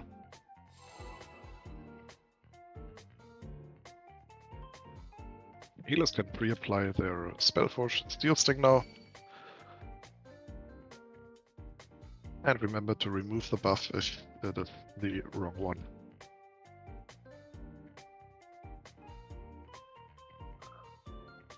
Can walk up to the bosses, but please do not touch them. They do hurt still. 3, 2, 1, and pull the 4 bosses together and just AoE them down, AoE them down. Keep the healers alive, tanks alive, they are taking quite a bit of damage. This is the first set of Raid Whites. Shield and mitigate and heal. And we will probably not see the second set of Raid Whites.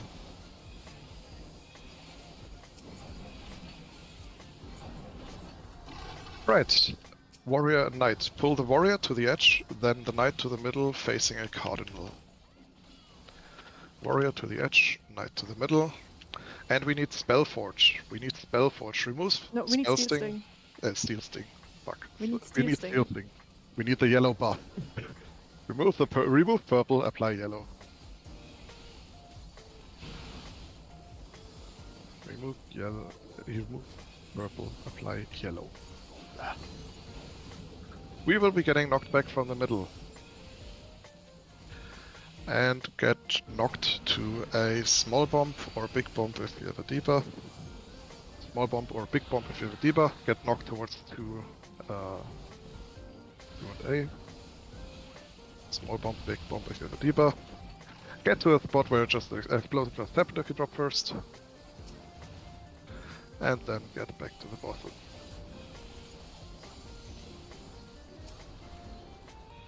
We're gonna need a dispel of the warrior. Dispel the warrior. Warrior has been dispelled, so thank you very much. Some more damage on the Queen's Knight. And heal the Raid White. We need some more damage on the Knight.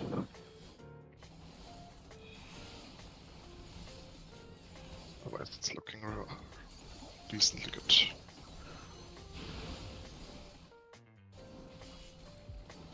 Alright. Go to purple if you have no debuff, go to green if you have a debuff. Green if you have a debuff, purple if you have no debuff, pop your sprint. Pop your sprint, we will be going to the middle and we will be staying close to the boss on the D side. Go close to the boss on the D side. Close to his hitbox. Good job. Dispel on the warrior again. And more DPS on... Stop, no DPS on the knight. Don't touch the knight. Don't touch the knight. Full focus on the warrior, we are killing the warrior first. This is Tank Buster. We'll mitigate for this. Alright. We can kill the warrior, and then the knight. Kill the knight. Kill the knight. Alright, good job. Soldier and gunner. Soldier will be pulled to the edge, before the gunner moves to the middle. Maybe a bit late. No. Very good. Perfect positions already, thank you very much. Right, we can DPS for a bit. First mechanic takes a bit to resolve. Got what we call the Fire Frog.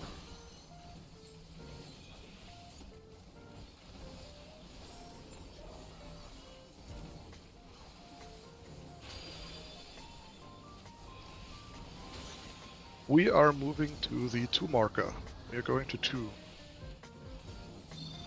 There is a safe spot for melees. Alright. Go to the safe spot and then face your open side towards the gunner in the middle, face your open side to the middle, and then to a turret on the side. Any turret on the side.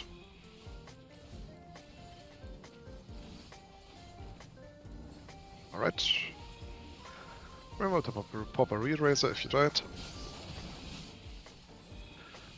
Next up are gonna be the turrets.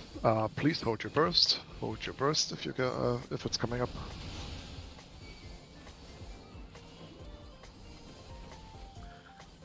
And then bosses are looking very even. That is very nice.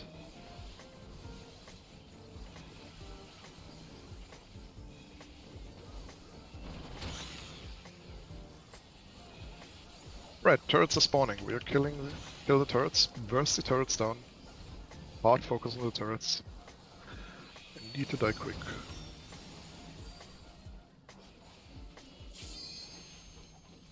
Alright, good job. Next up is another raid wipe. And then we are getting hot and cold. Again, if it's cold, keep on actually moving. Casting doesn't count. Keep on moving, keep on moving. Keep on moving until the effect has worn off. Keep on moving, keep on moving, keep on moving. You can stop moving. Kill the soldier. And then kill the gunner.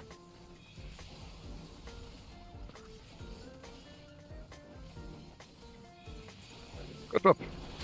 Alright, everybody to their assigned positions. We are doing aura spheres and reflect spheres. Aura sphere tanks 1. Please be ready for your... Please have your invuln ready and your tank stance on. Healers, pop your reflect. Or your light curtains.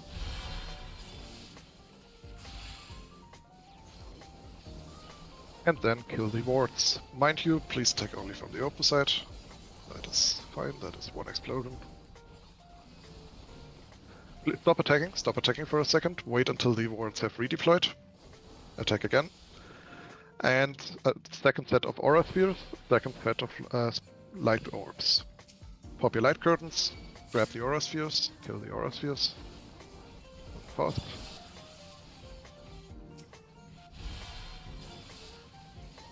And then kill the wards. Please be mindful of the parry.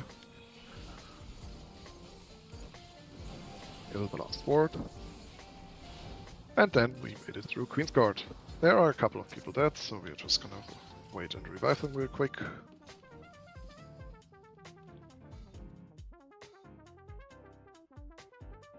Before we move on to Potion Phantom.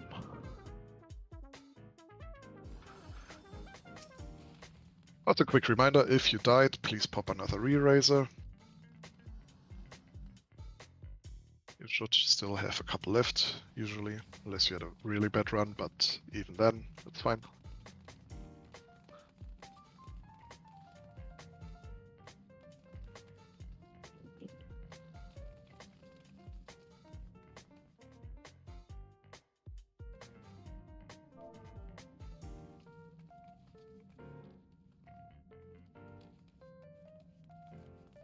And then we are at Poison Phantom.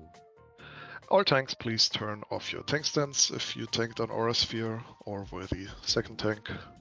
Kyoko is back to being the only main tank. First up, can I have a confirmation that we have a Banish with us? I would hope it has the healer and F. Perfect. That is not F, but it is fine. We have Banish. Banish will just be a 25% damage buff on the Potion Phantom because, as you can see, it's a spooky ghost, it is undead, so we get a damage buff from banishing it. Just apply it once a minute.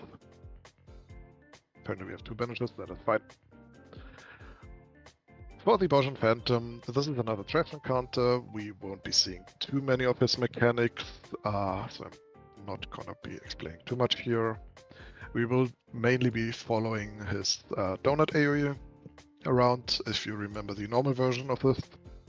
Unlike a normal version, you cannot cheese the donut, you need to actually follow it. Also, the donut is moving slightly faster, so be careful about that. Yeah, otherwise I'm just gonna call out mechanics, and I don't think we will be seeing ad phase. Or what is Diyani? What is your thought? Probably not. I mean, we also have Probably plenty not. of white mages. So if we do see ad phase, white mages, spread out your benedictions, or try to. Yep, we will be fine. I will just be calling it out if it happens. Alright, then we can do radio checks real quick. Also, after this fight, we will be having a 5-minute break, so if you need a quick break, you can have one afterwards.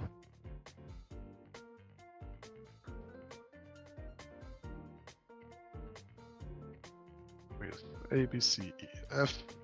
That is all parties. Kyoko, on your countdown.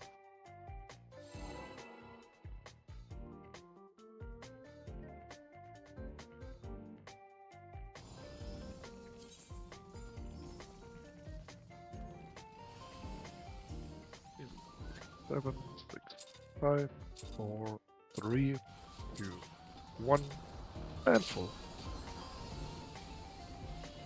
Be careful with your tank senses. First up, we are seeing a single raid wave, and then you can start betting if it's gonna be A or D. You can just walk to one side already, but you will have to walk towards the correct one. And it is A side. We are moving to the A marker. Everybody to the A marker. We will be following the donut up to the end. You can stop on the number marker. The number marker is safe to stand on. Just follow the AoE. Follow it. We are up to the number marker. And you can stop now. Don't walk into the wall.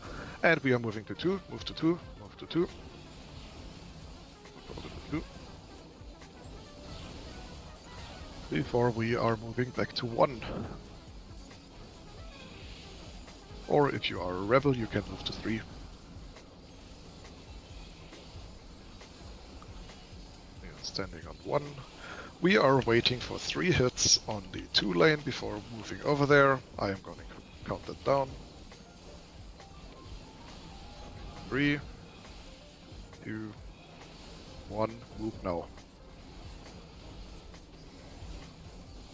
And we are doing the same once again. 3, 2, 1, move over and kill the boss. Kill the boss.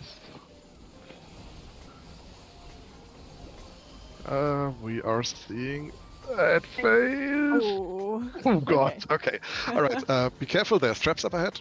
Do not run ahead, there is traps up ahead. I'm seeing multiple people with perception. So please do not run ahead of the people with perception. And be very careful with these traps. There's one trap in this room and one in the hallway up ahead. Move to the A marker now. If you don't see any traps in the rooms we have already cleared, please say so. Your party leader will grab you on the hand and guide you through.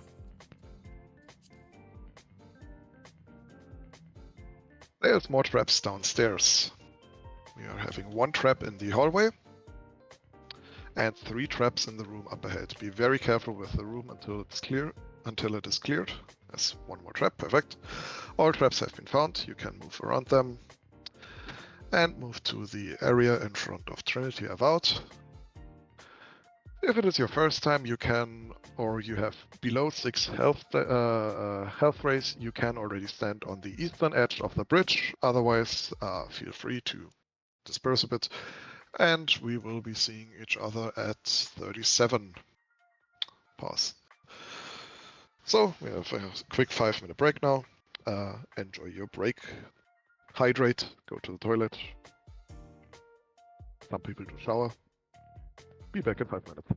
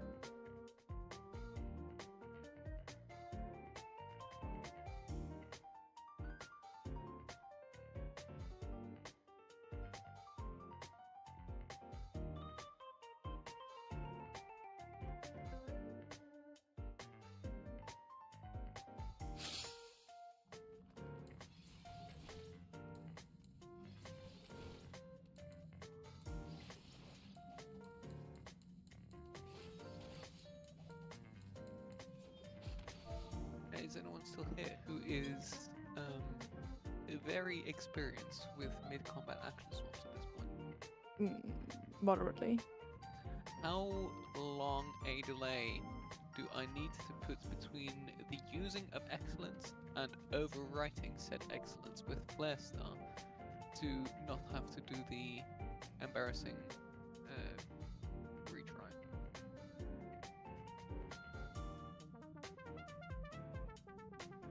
Okay, about that part I am not that sure.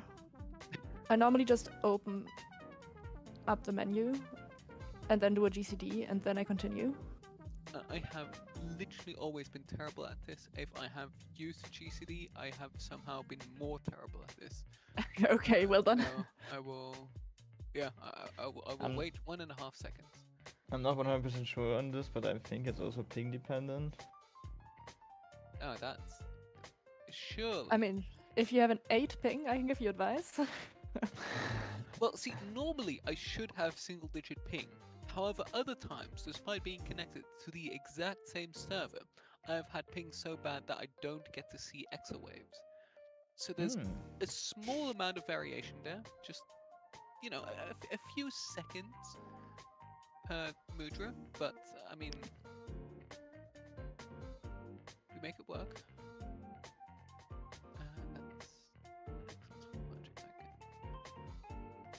Oh no, you have it the right way around, never mind. I will not complain. Maybe...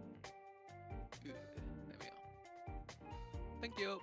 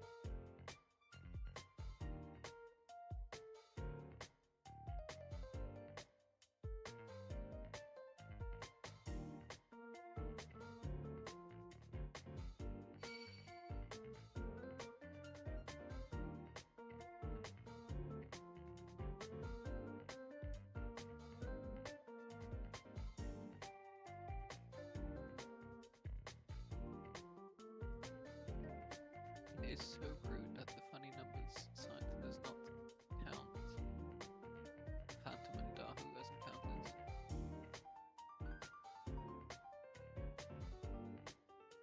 First time I heard that site called the funny number site.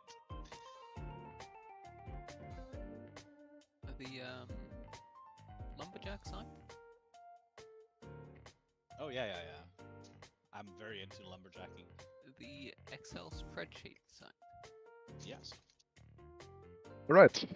I'm sorry to interrupt the Excel spreadsheet enthusiasts here. I do not appreciate Excel personally. I'm talking about the Excel. Anyways, party leaders, please do toss out a quick ready check just to see if people are back, especially the newbies. Veterans should be fine if they aren't here. Well, he is only veterans. Awesome.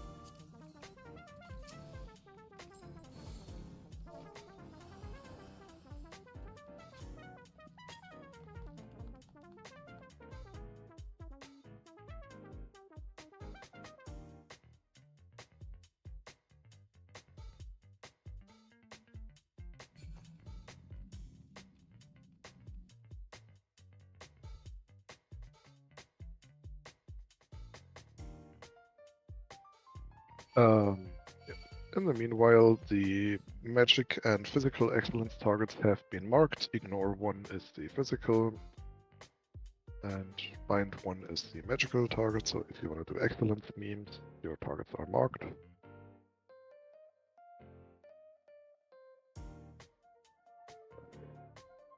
We have A, B, E, F. Is the party leader in C not back yet?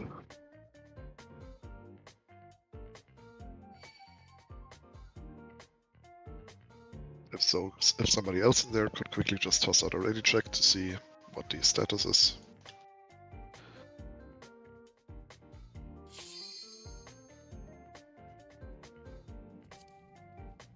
I'm seeing at least one first time in C.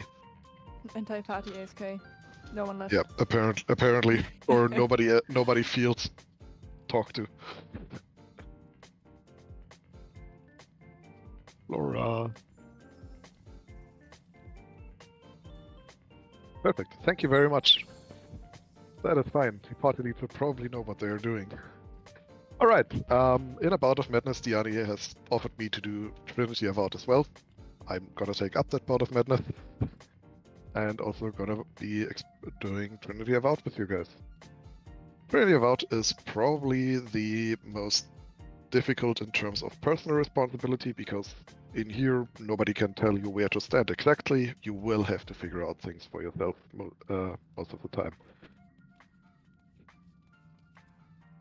That is true. Right, I should have chat. We said that. Anyways, first of all, from here on out, for Trinity Avowed and the Queen, the raid wights are going to be massively painful and also apply a very painful damage over time bleed. To counteract this, we have tanks with Lost Ether Field. Every party should have a Lost Ether Field. Party leaders, please confirm that each party has at least one tank with Ether Field. If the tank is not quite sure what they are doing yet, preferably have both tanks with Ether Shield. Lost Ether Field is a 30% mitigation that is applied on the entire party and will be popped for every single raid wight. The raid wights in here are called Glory of Voja in English. I am sorry, I do not speak French or Japanese, and I don't know the name in German. But you will hear anyways when I'm calling for Aether Shield. Alright, Trinity Avowed is all about her 3 weapon phases. She has the same 3 weapons as in normal mode, meaning staff, sword, and bow. She can pop these weapons up in any order, and she will be doing 2 rounds of this order. So it might be that we will be seeing something like bow, staff, sword, or it could be any other order. I'm going to be explaining the weapons in one particular order, but it does not matter. The order will be determined mid-fight and will be the same for both rounds of the phases. With that, I'm going to start off with staff 1, or the first staff phase.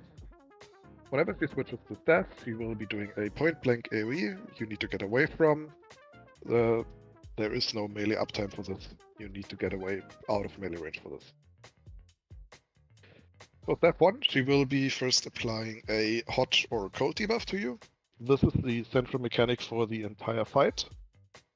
Your end goal will always be to be on a neutral temperature. For this, you can look at the debuffs in the DRS chat again. The first row of debuffs with the temperature next to them is the icons for the debuffs. It ranges from -2 to +2, and your goal for each mechanic will be to basically get hit by a mechanic with the opposite temperature to your own, so it resolves to a neutral temperature in the end, or 0. For that, she will be, after she's applied her hot or cold, she will be giving you a Forced March. Forced March is the arrow debuff that, after it runs out, will force your character to run in a certain direction depending on their current facing. The important part is on their current facing.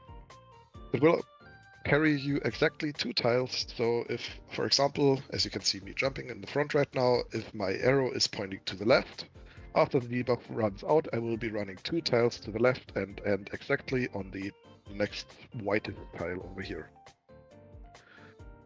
That is important because afterwards the boss will cause 4 meteors to drop down in the 4 corners of the arena, and you will be using your force march to run towards one of these meteors that is opposite to your current temperature to resolve your temperature into a neutral one. Do not greed on this, and remember it takes you 2 tiles, so you just can stand exactly in the middle and face your character so your arrow points towards your meteor, and you will be fine. Next up, I will be explaining Source Phase. Source Phase, we will always be standing in front of the boss when she transitions, because she does a 3/4 cleave behind herself. Afterwards, the boss will move towards a certain spot and become untargetable after she has applied her hot and cold to us. For Source Phase, there will be 3 additional clones spawning in a square formation. You can see the formation in the either of the 2 GIFs, or in either of the 2 animations on the bottom of the DRS chat at the moment. To resolve your hot or cold here, we will always be getting 1 safe tile from the 4 cleaves the clones and the boss themselves do. For example, we could be safe on 4. To resolve your debuff, you will be searching for the clone that is opposite to your temperature. You will look where it is cleaving to, and then you will move 1 tile horizontally or vertically from the safe spot to stand in that cleave. You never move more than 1 tile or diagonally, otherwise you are most likely dead. You never want to be diagonally, so if its safe spot is 4, you never want to be on 2, for example. You just want to move 1 square, get hit by 1 cleave, and then you should be fine. If you cannot figure out quick enough where you need to go for the first round, there is a second round of cleaves with a different safe spot, but afterwards you need to figure out your safe spot. For the bow phase, bow phase usually comes with a tank buster. For the tank buster in here, we will have all tanks run towards the front of the boss and stand together. The tank buster selects 3 of the tanks. It's like a shared buster. So every tank runs to the front, pops some light mitigation, and then gets healed back up. For the bow phase transition itself, the entire party wants to be behind the boss, because we will be doing a 3/4 arena cleave in front of her, and only the behind is safe. For bow 1, we will be applying a forced march to us. The forced march will be used to move to either Alpha or to Bravo or Delta, to the left or right of the arena, depending on where she is spawning a giant fire AoE that is covering the entire rest of the arena. So for this you just look at where the fire AoE is or listen to the callouts and make sure your forced march is taking you from the middle column to the Bravo or Delta marker. Once we've resolved the forced march, the only one of the columns will be safe to stand in, and you will receive your hot and cold. And this is where the legendary arrow game starts. Arrow game means that the boss spawns 4 arrows on the opposite side of the arena, which will be traveling down certain paths that are laid out in the fire puddle or fire ground. You can see the path, like an example, in the second image for the ladder game in the DRS chat. The simple rule is an arrow will always take every corner it can take. Like whenever it could swap lanes, it will do so. So to resolve your first hot or cold during arrow phase, you want to look at find the arrow that is opposite to your current temperature, follow down its path. Again, it will take every corner it can take, and stand in the tile it will end up. Unlike in normal mode, the path will not light up. You need to actually trace it manually. Like, I don't know, use your finger if you struggle with it, otherwise it is fine. After we've resolved the arrow phase, after we've resolved the arrows, this phase is also over. Now for the second round of weapons. The boss will start with the same weapon they start with for the first round, but we will be seeing one additional debuff for the second round of weapon phases, and that is the elemental brand, or temperature brand. The brand, as you can see in the debuff icons, also has two, can go to -2 or +2. To resolve your temperature with the elemental brands, you want to add up the value of your temperature and the value of your brand, and then figure out which mechanic you need to get hit by. So, for example, you have a temperature of +2 and an elemental brand of -1. That means you want to get hit, you are at a total of +1, and you want to get hit by a 1 cold mechanic, or a mechanic that would give you 1 temperature minus. For staff phase. On staff phase, again, we will first be getting the point blank, then we will receive our hot and cold, and then our elemental brand. The meteors will drop down again, but this time there is no forced march. You can move freely to your safe meteor. But on the eastern and northern side of the arena, there will be clones of Trinity of outspawning that shoot line AoEs. These line AoEs will line up such that only 1 square of the 4 squares where your meteor will be safe to stand, or where your meteor is, will be safe. If you can't trace or can't find the safe spot yourself quick enough, it is usually safe to assume that if you see a bunch of people standing in your meteor jumping on 1 square, that those people are veterans who already have resolved the mechanic and are telling you to follow them. So, for this one, add up your brand and your temperature, then find the meteor that helps you resolve both of them, head to the meteor, and either find the safe square or follow the jumping people. That is Staff Phase 2. Sword Phase 2 is exactly the same as Sword Phase 1, except your elemental brand and temperature in this specific case can add up to a value more than -2 or +2. So for Sword 2, it is possible that you get a brand of -2 and a temperature of -2, meaning you need to get hit by 2 hot 2 cleaves to resolve your debuff completely. So you need to end with a temperature of +2, which will then get resolved to neutral by your brand. Meaning for this one, it could be that you don't have a second round to fall back on because you need to use both rounds to actually resolve a debuff. Otherwise, Sword Phase is exactly the same. Stand in the safe spot, move 1 square horizontally or vertically, and that's it. Bow 2. People like Bow 2 because Bow 2 is very fun. On Bow 2, we will first be seeing clones. Again, the same clones as I mentioned earlier, and only certain squares will be safe.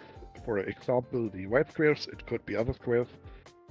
We will be standing in a safe square, and while these cleaves go out, we will also be seeing the fire area spawn again and telling us which column is safe. It's gonna be a B or D again. So as soon as the clones have done their line areas, you want to run towards the safe side. You should pop sprint for this. And then you will receive a hot and cold, followed by an elemental brand. Add those two together. And then you receive a forced march. The forced march will take you, again, 2 tiles. So for this one, you want to figure out which arrow resolves your temperature and brand, and then move 2 tiles away from the point where your arrow will end on, and move to your safe tile with your forced march. This might sound convoluted, it is the most difficult part of this, hence people usually love it, at least if they are veterans. But yeah, again, just add up your brand and your temperature, look at your forced march, figure out where your arrow will end up on, and then move 2 tiles away from it and make sure you're facing the right way to resolve the forced march. It is fine to drop DPS for this, especially because you need to make sure your character is forcing the correct direction. And yeah, that is about it. Those are the 6 phases. If we would see all 6 phases, the boss would enrage afterwards. I highly doubt we will see all 6 of them. We can do ready check. In all parties. If there's anything unclear, please feel free to ask.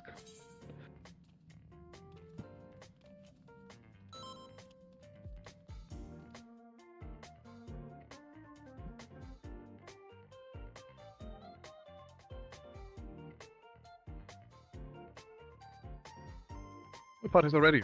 Alright. Then, Kyoko, on your countdown. Thanks, remember to keep Ether Shield ready, and we will be starting this with a shared tank buster immediately, so all tanks can already prepare themselves to run up ahead to the front.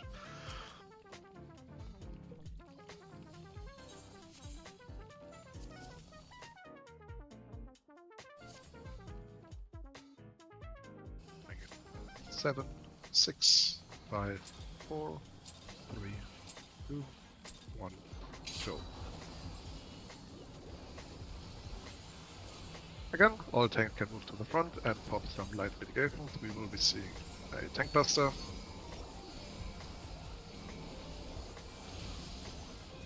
Heal up your tanks and pop ether fields, ether fields, ether fields. This is the raid fight.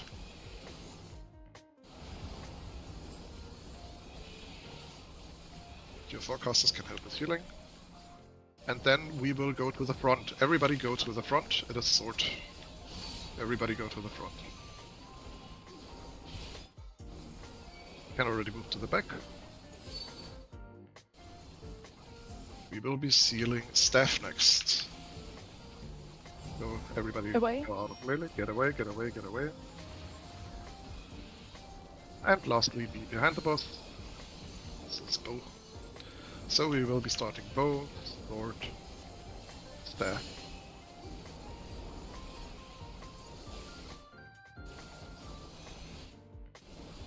Alright, quick launch.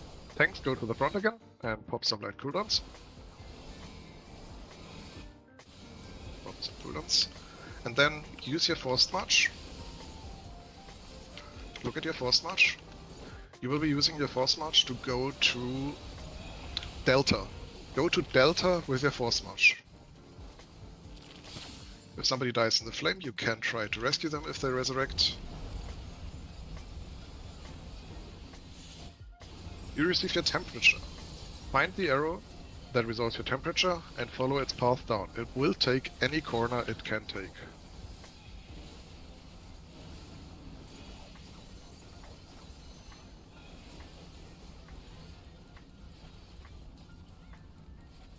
Then the save square for your temperature. Good job. Next up, we want to be with front of the buffs. Pop Aether Shield, Aether Shield, Aether Shield, Aether Fields. Forecast the heal. And then be in front of the boss. Be in front of the boss. If you have an upcoming burst, please hold it. The boss will become untargetable in a little bit. That can save your burst. And we are doing sword phase. Head to the safe spot, move 1 square to resolve your debuff, and then you are fine.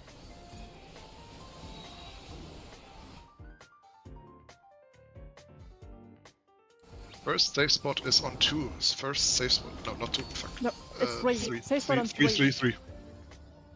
1 will kill you.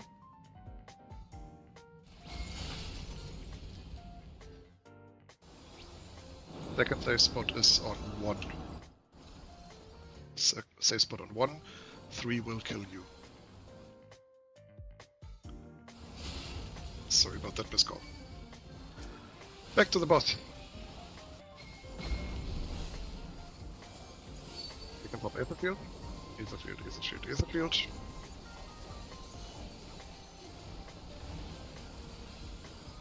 And then everybody wants to be away from the boss. Castle can get away already. Melees, get away, get away, get away.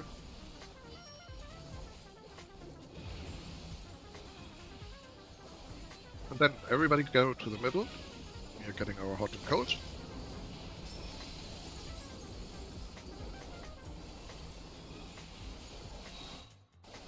Look at your force march. Figure out which direction you need to face to use your force march towards the meteor you need to stay, for your temperature. Stay in the middle. And now force march towards the safe meteor for you. You're walking 2 tiles. Right. Go back up. And pop Ether Shield again. Ether Shield, Ether Shield, Ether Shield. We are getting bow 2.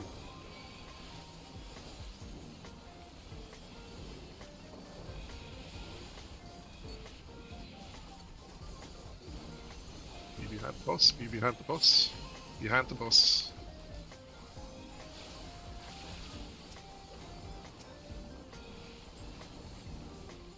Alright, first up ads are gonna spawn. We are safe on white squares. Be on a white square. Be on a white square, pop your sprint, and run towards B, run towards Bravo. Bravo. Which is Bravo. Alright. One time. Look at your temperature.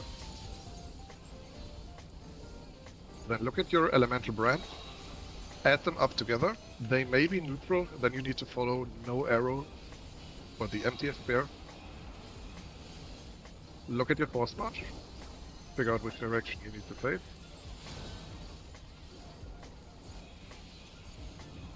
Find your arrow that you need to resolve your debuff. Walk 2 squares away from it and use your force march to walk towards it.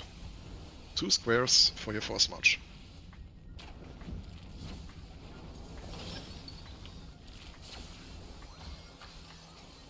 That is looking decent. I don't think we will be getting Ether Shield, Ether Shield, Ether Shield.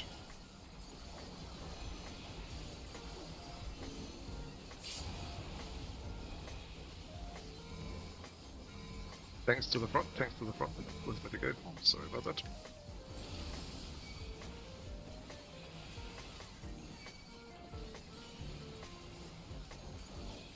And then we get away, get in front of the boss, get in front of the boss. We get in front and we killed her. Sorry about the miscall during the sword one. New people can... No, just. Oh wait, actually, yeah, we raise people, yeah. I just noticed there's a bunch of dead people. Once Grandma arrives, you can take the trap. No trap tourism today. We've got a run to finish. Sorry. I'm sorry, I'm slow. No, don't worry. I mean, Anyways. honestly, everyone's runs were a lot slower when we started out. As you may have noticed, from this point onward, I'll be taking over. Yay! So Koharu gets a well-deserved rest. He did a very good job so far. So now he can quietly relax. We will have people from the mini-trap walk below this gate, and then they will open it up. We will get some traps, and then we will go to the Minotaur encounter, which only exists in DRS. You will see what it's about soon. If you have looked at the guide for this, or the assignments on the sheet, we will not quite be following that because we are undersized. So I'll be shuffling assignments a little bit, just so you're already aware of that for the next one.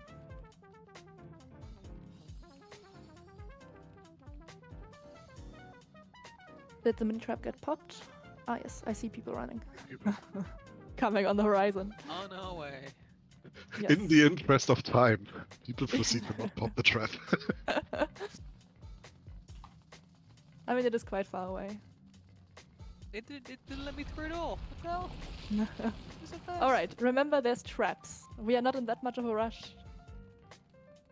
So we can be careful of traps. We can wait for a trapper to appear. A trapper has appeared. There's gonna be more traps. Okay.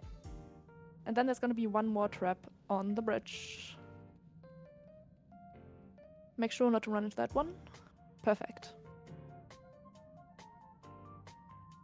Alright. So for this encounter, I will first assign everyone their roles. If you're a tank and are assigned something and you don't know what it is, don't worry, I will clear it up shortly. Now, for Minotaur main tanks. Kyoko, mark yourself with 4, please. Flora, mark yourself with 3, please. And Yukichi, mark yourself with 2, please. And Seiya, mark yourself with... no, wait. I'm dumb. Flora and Seiya swap. Seiya, you are number 3. Flora, you are number 1. That's the way I wanted to do this. These are gonna be our Minotaur main tanks, and it's gonna be their job to kite Minotaurs. More on that later.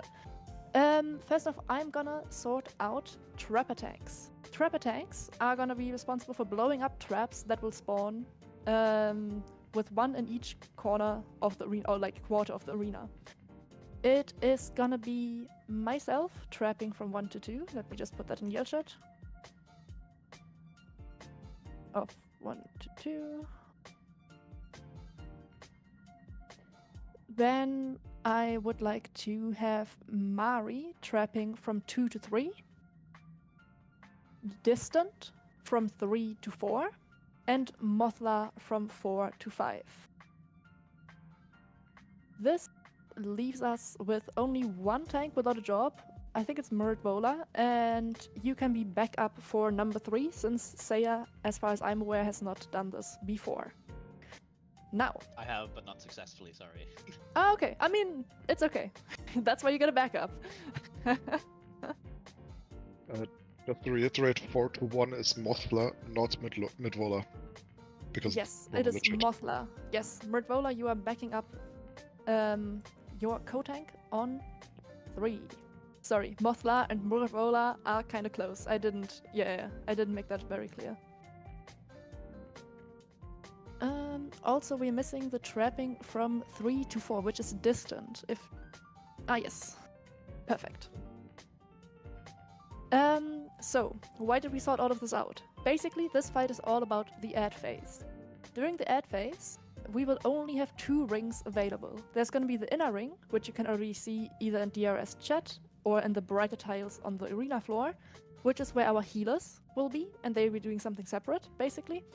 And then there's going to be 1 outer ring, which is where all of our DPS and tanks will be at. During the add phase, as the name implies, we will get 4 adds. These are smaller Minotaurs, and they will inflict a doom stack with every auto attack, so they need to be kited. This is why we have 4 tanks assigned, who will each pick up 1 of the small Minotaurs and take them to their assigned marker. From there, they will start slowly kiting them clockwise to make sure that they don't get auto-attacked. This, as a base, is pretty easy. However, you also have to do the rest of the mechanics while doing this, which makes it a bit tricky, so that's why we normally like to have backups. As for our trapper tanks, as the name implies, we will be looking for traps.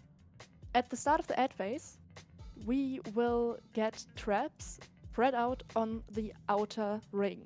Here, the ground will turn orange first, then it will flash once, and once it has flashed, you want to pop your invuln as well as your sprint, and just sprint to the next, to the next marker basically. So 1/4 of the arena along your assigned route. Doing so will basically solve all the problems. The trap cast is called entrapment, but I will also tell you and call when you can start running. As for everyone else, as I already briefly mentioned, healers will be on the inner ring. On the inner ring, there's going to be earth orbs, which need to be dispelled and then hit once, and fire orbs, which work just like Queen's Guard, where you pop a light curtain, stand next to it, and wait for it to kill itself. For that, can we have a dispel check from the healers? If you have dispel equipped, say something. Alright, looking good. Also, pro tip, you can spread around the middle a little bit, so that not everyone is clumped south, because that way you always have an even spread and always have a healer close by wherever an orb may spawn. Now, for all of our DPS, you want to kill the Minotaurs as quickly as possible, and we want to kill them 1 at a time. We are all focusing on the southern Minotaur at first, so the one at 3, to make sure we have as few Minotaurs to deal with as possible. Especially if you're ranged or caster, you want to save your DPS for this. As melee, you can save your DPS, but you won't get all that much uptime, so it's up to you whether you want to burst on the main boss or burst on the Minotaur. Now, what do we actually do during the add phase aside from the tanks kiting the Minotaurs? Well, there's going to be 2 debuffs. You will either get Sacrifice's Fate or Wanderer's Fate. The debuff icons look very similar, but one will push you away and the other one will pull you in, so it's very important that you can recognize which one you have. To make it easier, the one that's going to pull you in looks like the boss is sucking in noodles, and the one that's going to push you away looks like a stick figure being pushed back. So try to remember that. Because during the fight, as you can see already a little bit, the ring is gonna have thin parts and thick parts. The thick parts are what we call alcoves, and these alcoves are the only place where you can resolve the debuff. If you're anywhere on the thin parts of the ring, the push or pull will be far enough that you just die either way. So, when the debuffs resolve, you need to be on the far side or the close side of an alcove, depending on if you have the push or the pull. Also, you will get the debuff and then it will instantly resolve the first time. I will be calling when this happens, but you can also make sure to keep an eye out for it. There's going to be some further things where there's just going to be one lightning ring where you can just be on either side of an alcove, just don't be on the ring, and some AoEs dropping that you need to dodge. And that's basically it. If you have any questions and need to clarify, feel free to ask. Otherwise, ready checks and go. I do have one quick question. So you said I'm a trapper tank. Just to be clear, when the outer ring flashes, turns orange and then flashes, I go to 3, pop my invuln, and then sprint to 4 along the ring. Yes, but basically you want to always be on 3. So this happens at the start of the ad phase. So when the ad phase starts, you can just join everyone at 3. And then when it flashes, I invuln, sprint, go to 4. Yes. You will see it. There's like a long cast bar of entrapment, and then I'll also call it. So if you're unsure, you can wait for the call. Okay. But you will, like, it's easier to see when you've seen it once, basically. Okay. Okay. I'll know it's when hard I to see describe. Yeah, exactly. Like, it's gonna be fairly obvious when you see it. Alright, okay. Alright, we have A, B, C, no D, E, and F ready. Everyone's ready? Who did I make? Ah, yes, Flora. You can be the main tank here. Do you have a countdown macro? If not, Kyoko, please go ahead.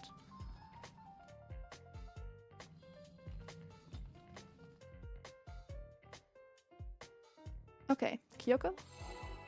Perfect.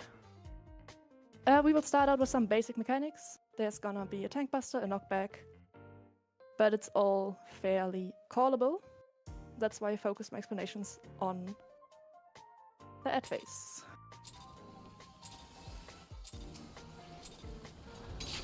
And off we go.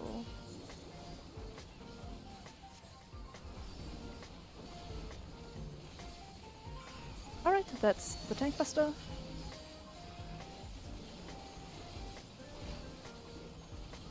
You can use a knockback immunity now. Okay, we enter the ad phase. Go to your assigned positions. Tanks, turn on your tank stances if you're tanking a Minotaur. Everyone else, south. Make sure to focus down the Minotaur.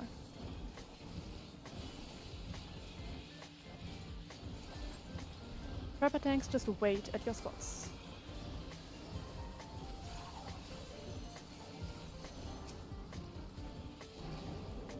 Alright, trapper tanks go.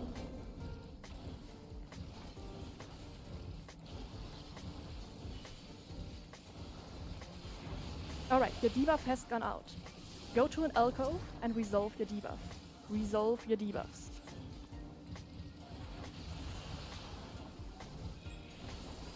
Perfect. And continue hitting the Minotaurs. Go to any side of an alcove, just make sure you're in one.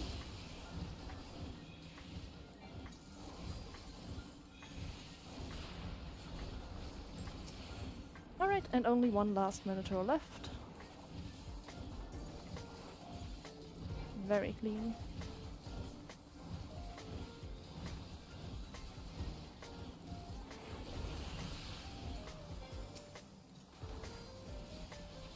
Alright, and we go back to the boss. It's just gonna be a raid fight. If you are ranged, you can already go away, because the next thing that happens is gonna be a huge point blank. We're gonna get some thunders to drop first. If you have these thunders, just drop them somewhere at the edge. They will stop following you, and then you can move out of them.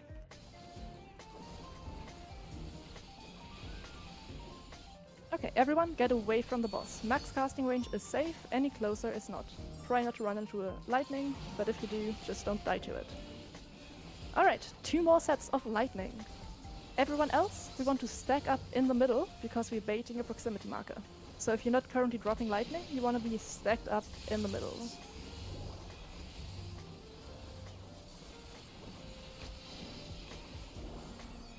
Alright, get away from the proximity and then get ready to dodge cone AoEs that will happen after. Dodge to these cones, there's gonna be another one, and then another one. Dodge all the cones. We'll cycle back to the beginning. Flora is gonna get a tank buster, so you want to stay away from the number 1 marker. But we might also just kill before that happens. Nice! Very clean. I didn't see any bodies, but maybe that's because I was up at 1 and not at 3.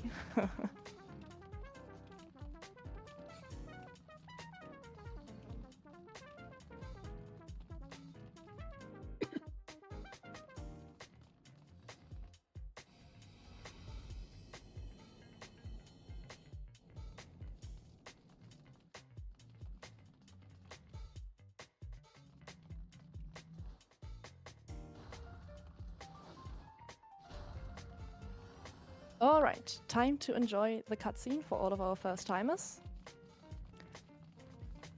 In the meantime, if you are completely out of re-raises, you can go to the B in the back. If you're new and out of re-raises, don't worry, you can finish watching the cutscene first. That's not an issue.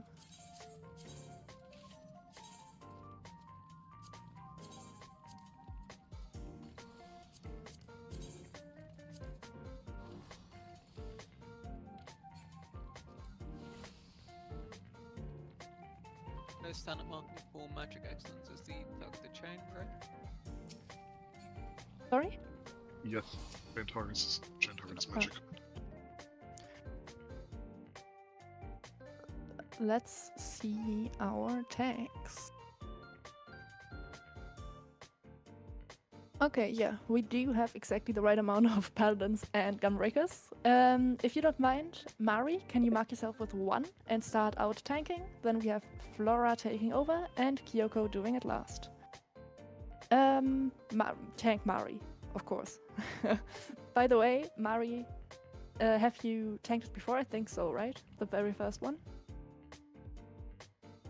Yes, okay. Then I'm not going to do tank buster explanations because you know what's happening. But the rundown for everyone else is the tank that is tanking takes 2 hits using the invul, and then the next tank takes over. Alright. Cutscenes are done. So, welcome everyone to the final fight in this instance. Queen. As before, we will be using Lost Ether Shield on every raid wight because they continue to hit very hard. Mari, it should be fine. I'm not gonna be that quick explaining, I think. But thanks for the heads up. So yeah, every raid wight should be ether shielded, and as usual, she starts out with a raid wight as well. We will be tanking her towards the party because, as you can see, her hitbox is very large, and she doesn't cleave, so there's no drawback from doing this. The very first mechanic we will encounter during her fight that's worthwhile mentioning is Easy Chess. Easy Chess is a little bit deceptively named because it's not quite that easy. Things can be a bit messy to call out, so in case the callouts are unclean, you can follow the plus, which is myself, or Cheche, who is getting the circle. So, what happens during Easy Chess? Basically, the boss will jump slightly north, and then half the arena is gonna be unclear based on explosions. In addition to this, there's gonna be 2 chess pieces moving into the arena and exploding in a plus shape. This means 2 columns and 2 lines are also unsafe. We then, of course, have to find the safe spot that is not in the unsafe side of the arena and it isn't hit by the chess pieces. This is normally not a spot that's easy to call with markers, because it can just be anywhere in the arena. So, yes, in case it's messy, follow the plus or follow the circle. There's a second part to this, where just 2 columns are going to be unsafe. For that one, it's just a be awake check. We need to make sure that we're not in any of the unsafe columns. Also, I realize I've been saying lines and columns quite a lot already. Lines are the horizontal lines, so to say, so 4, 3, 2, 1 going from west to east. Columns are A, B, middle, C, and D going from north to south. This will once again be relevant later. So columns are going to be A, B, middle, C, and D. Lines are going to be 1, 2, middle, 3, and 4. Now, that's all for easy chess. After that, we'll get a tank buster, a right white, and then we go into the next big mechanic of this fight, which is also gonna be the most personal responsibility for you to solve by yourself. It is gonna be super chess. For super chess, we will once again need the lines and columns. So, what happens here? I'm gonna explain the late night way of doing this, by the way. If you've learned any other way of doing this and can resolve it by yourself, feel free to do so. So, doing it the late night way with the callouts that you will get is gonna work as follows. When Super Chess starts, you will get 2 debuffs. One will have a long timer, and one will have a short timer. Both of them will tell you to take a certain amount of steps. You want to look at your long timer debuff first. Then, you need to identify the safe spot. The safe spot is either gonna be on 1 or on 4. It can't be anywhere else, and I will also be calling out where it is. You want to move to the safe spot, and then check how many steps you have to take according to your long timer debuff. You want to take these steps away from the safe spot, and you want to end up in the A or the D column. Only one of these will be safe, and I'll be calling out which one. So I will say safe column is A, so then you want to move away from the safe spot according to the number of steps you need to take, and end in the A column. Which line you are in does not matter here. After you've looked at your first debuff with the long timer and taken the amount of steps and ended up in the safe column, you want to take a look at your second debuff with a shorter timer, and then you want to move the amount of steps that one tells you to take, and this time you want to end up in a safe line. Safe lines, as mentioned before, can be 1, 2, middle, 3, or 4, and I'll be calling out 3 of these. You can just pick whichever one works best for you. Any of the safe lines I call are equal. So, then you just walk the amount of steps, end up in the safe line. Here the column doesn't matter. And then what you need to do is just wait for the first timer to run out and retrace your steps. You want to retrace the steps of your first debuff first, then wait a little bit until everything explodes around you, and then your second debuff timer will start running out. And when that happens, you of course want to retrace your steps once again. And this time, that should end up putting you in the safe spot. If it didn't work out, don't worry, you get to try again later. So, just for the order again, you want to check your debuffs, then I will call the safe spot 1 or 4. After that, I will call a safe column. It's gonna be A or D. You want to move according to your long timer debuff and end up in the safe column. After that, you want to look at your short timer debuff and end up in any of the safe lines that I've called. After you've done that, you just need to wait for the debuffs to start resolving and retrace your steps in accordance with the debuffs and end up back in the safe spot. That's all there is to it. I hope you make it, and as mentioned, you will get 2 chances to try this encounter. Now, after Super Chess, we will get right back into it with a raid fight. And then we will enter a little bit of Queen's guard mechanics into the fight. Basically, she is gonna make the... what is he called? The gunner appear again from Queen's Guard, and he's gonna spawn between the 2 yellow markers, so in the northwest. You should remember this, because later on he will once again do the shot thingy, where you need to point your open sight towards him to stay safe, and right after need to point your open sight towards a turret. Just this would be too easy, of course. So, in addition to this, we are gonna get the wind and gravity, so the green and purple puddles, once again, where you need to move to the purple puddle if you don't have a debuff, or the green puddle if you do have a debuff. At the same time, half the arena is gonna be unsafe, so we also need to pay attention to that. Here, basically what you want to do is identify where the gunner is, northwest, and remember that that's where you need to point your spot later, your open spot later. Then we want to wait until we see which side of the arena is safe, and then in the safe side of the arena identify whether we go to the purple or the green puddle. And then once you are in the right puddle, you point your open side towards the gunner. And then towards the turret. After we've done that, the queen will disappear and do the slightly more than half arena cleaves you may remember from normal mode. Here, in addition to her dash, there's gonna be a short knockback, so we need to make sure that we get knocked to the right side first. And the second time she dashes, there's gonna be the real and fake clones you may remember from DR normal, where we need to make sure to be inside the fake clone's AoE and safe from her dash. This is not quite difficult, but the safe spot can be quite small, so if there's a lot of people standing in one spot jumping, you should probably make sure to stand right on top of them, because it could be a sign that there's just a very small safe spot. Alright. After that,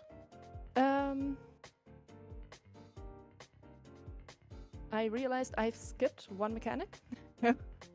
We also get lightning orbs.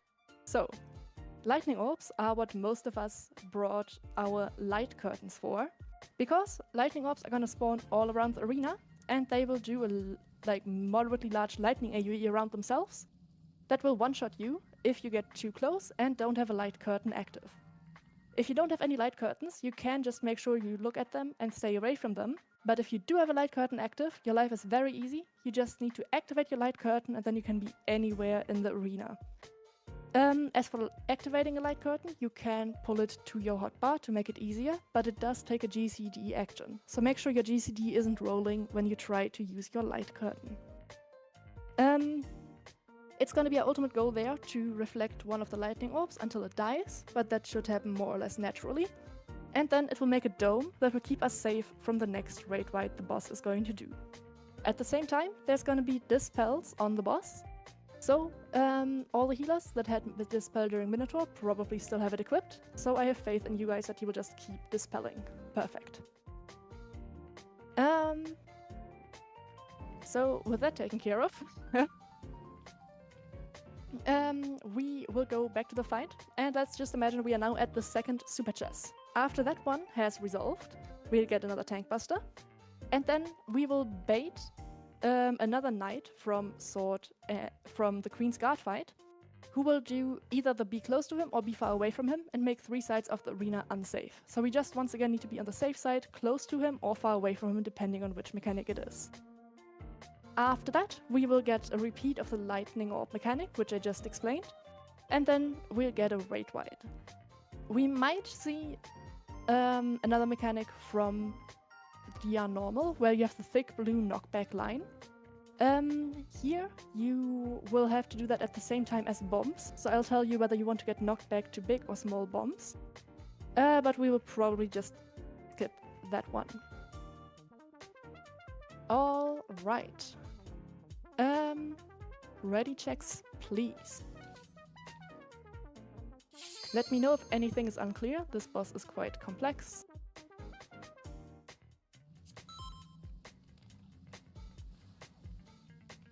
Otherwise, we're more than ready to finish this run.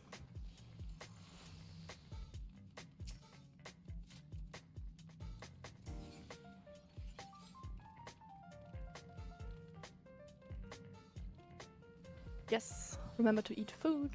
Turn off your tank stances if you are not Mari.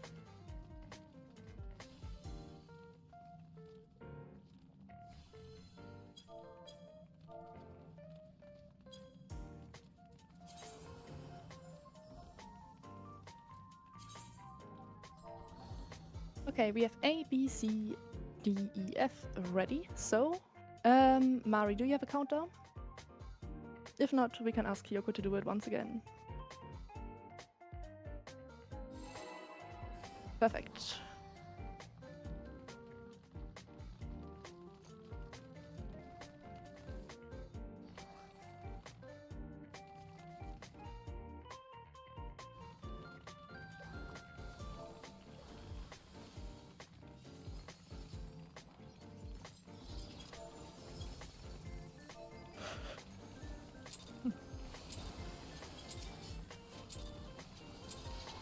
Alright, and off we go.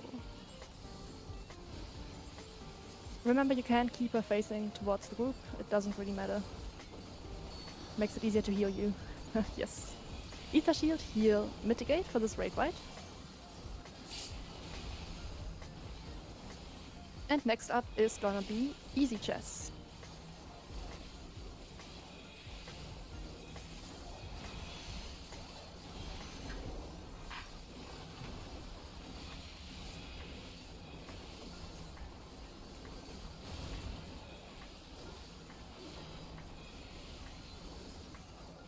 Alright. We are gonna go towards C. We can be at the back of the C column or all the way at the back at the D column. Both of these work. Alright, and we need to stay at the edge. Stay at the D column. Stay in the D column. Stay in the D column, closer is not safe. Alright, perfect. We will now get the tank busters. Or one tank buster.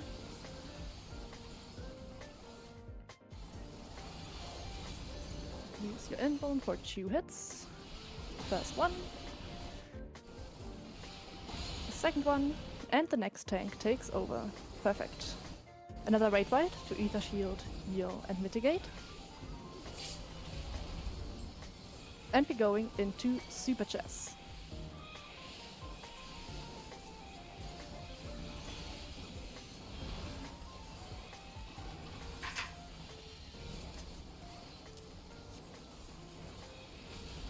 Our safe spot is 1. Safe column is D. Safe lines are 2, 3, 4.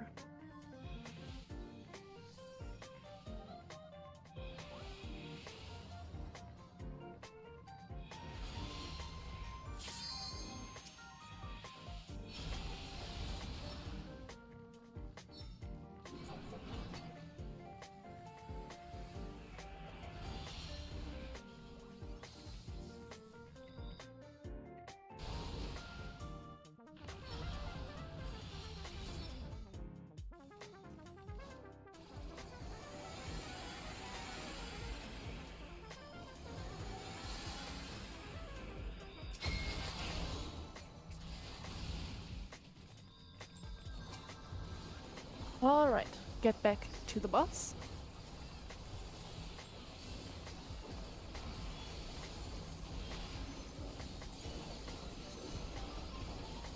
We will get a raid wight to Ether Shield, heal and mitigate. And after that it's gonna be the light curtain mechanic. So make sure you know where your light curtain is.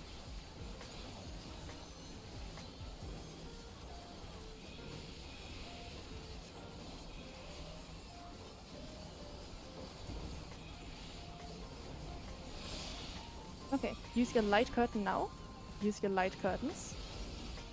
We are gonna reflect the orb right before the boss, between B and C. Dispels have happened already. Perfect. Everyone else get into the dome. Make sure to be inside any of the domes. Nice. Next up is gonna be the first Queen's Guard mechanic. We can see that the gunner has spawned. He's already here between the 2 yellow markers. This is where you need to point your open sight later. If you are tethered now, you will get a debuff. This means you need to go to the green puddle later on. Alright, we're going south. Go towards 3 and 4. Go to green if you have a debuff, purple if you don't. Point your open sight towards northwest where the gunner is. And now towards the turret at the side.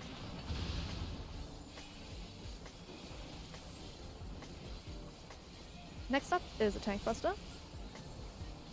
Invuln 2 hits. First hit. Second hit. And the next tank takes over.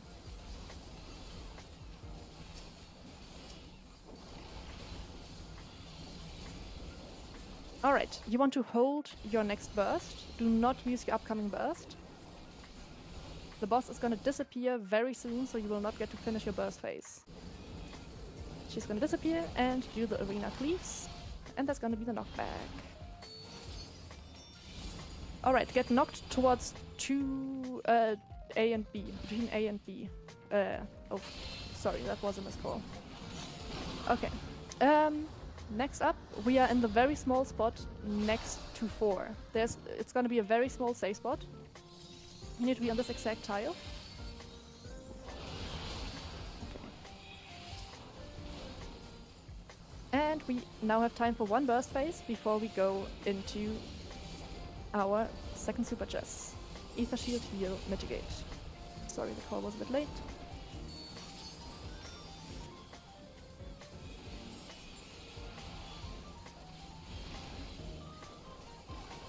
Alright, time for the second super chess. Our safe spot is on 4. Safe column is D.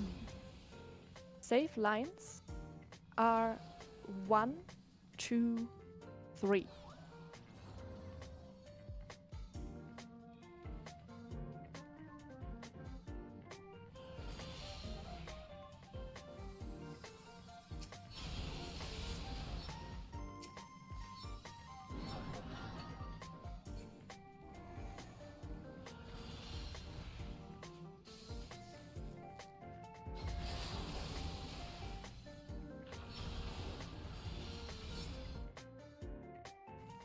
Congrats if you made it back to the safe spot.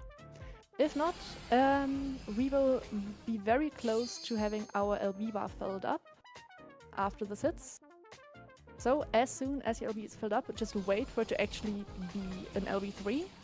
You can use it to get the people alive. There's also a tank buster happening in the meantime. If you have dead people in your party, just LB3 now.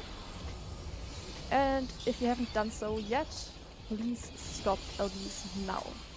We will stack up on 3 to bait the soldier or the knight.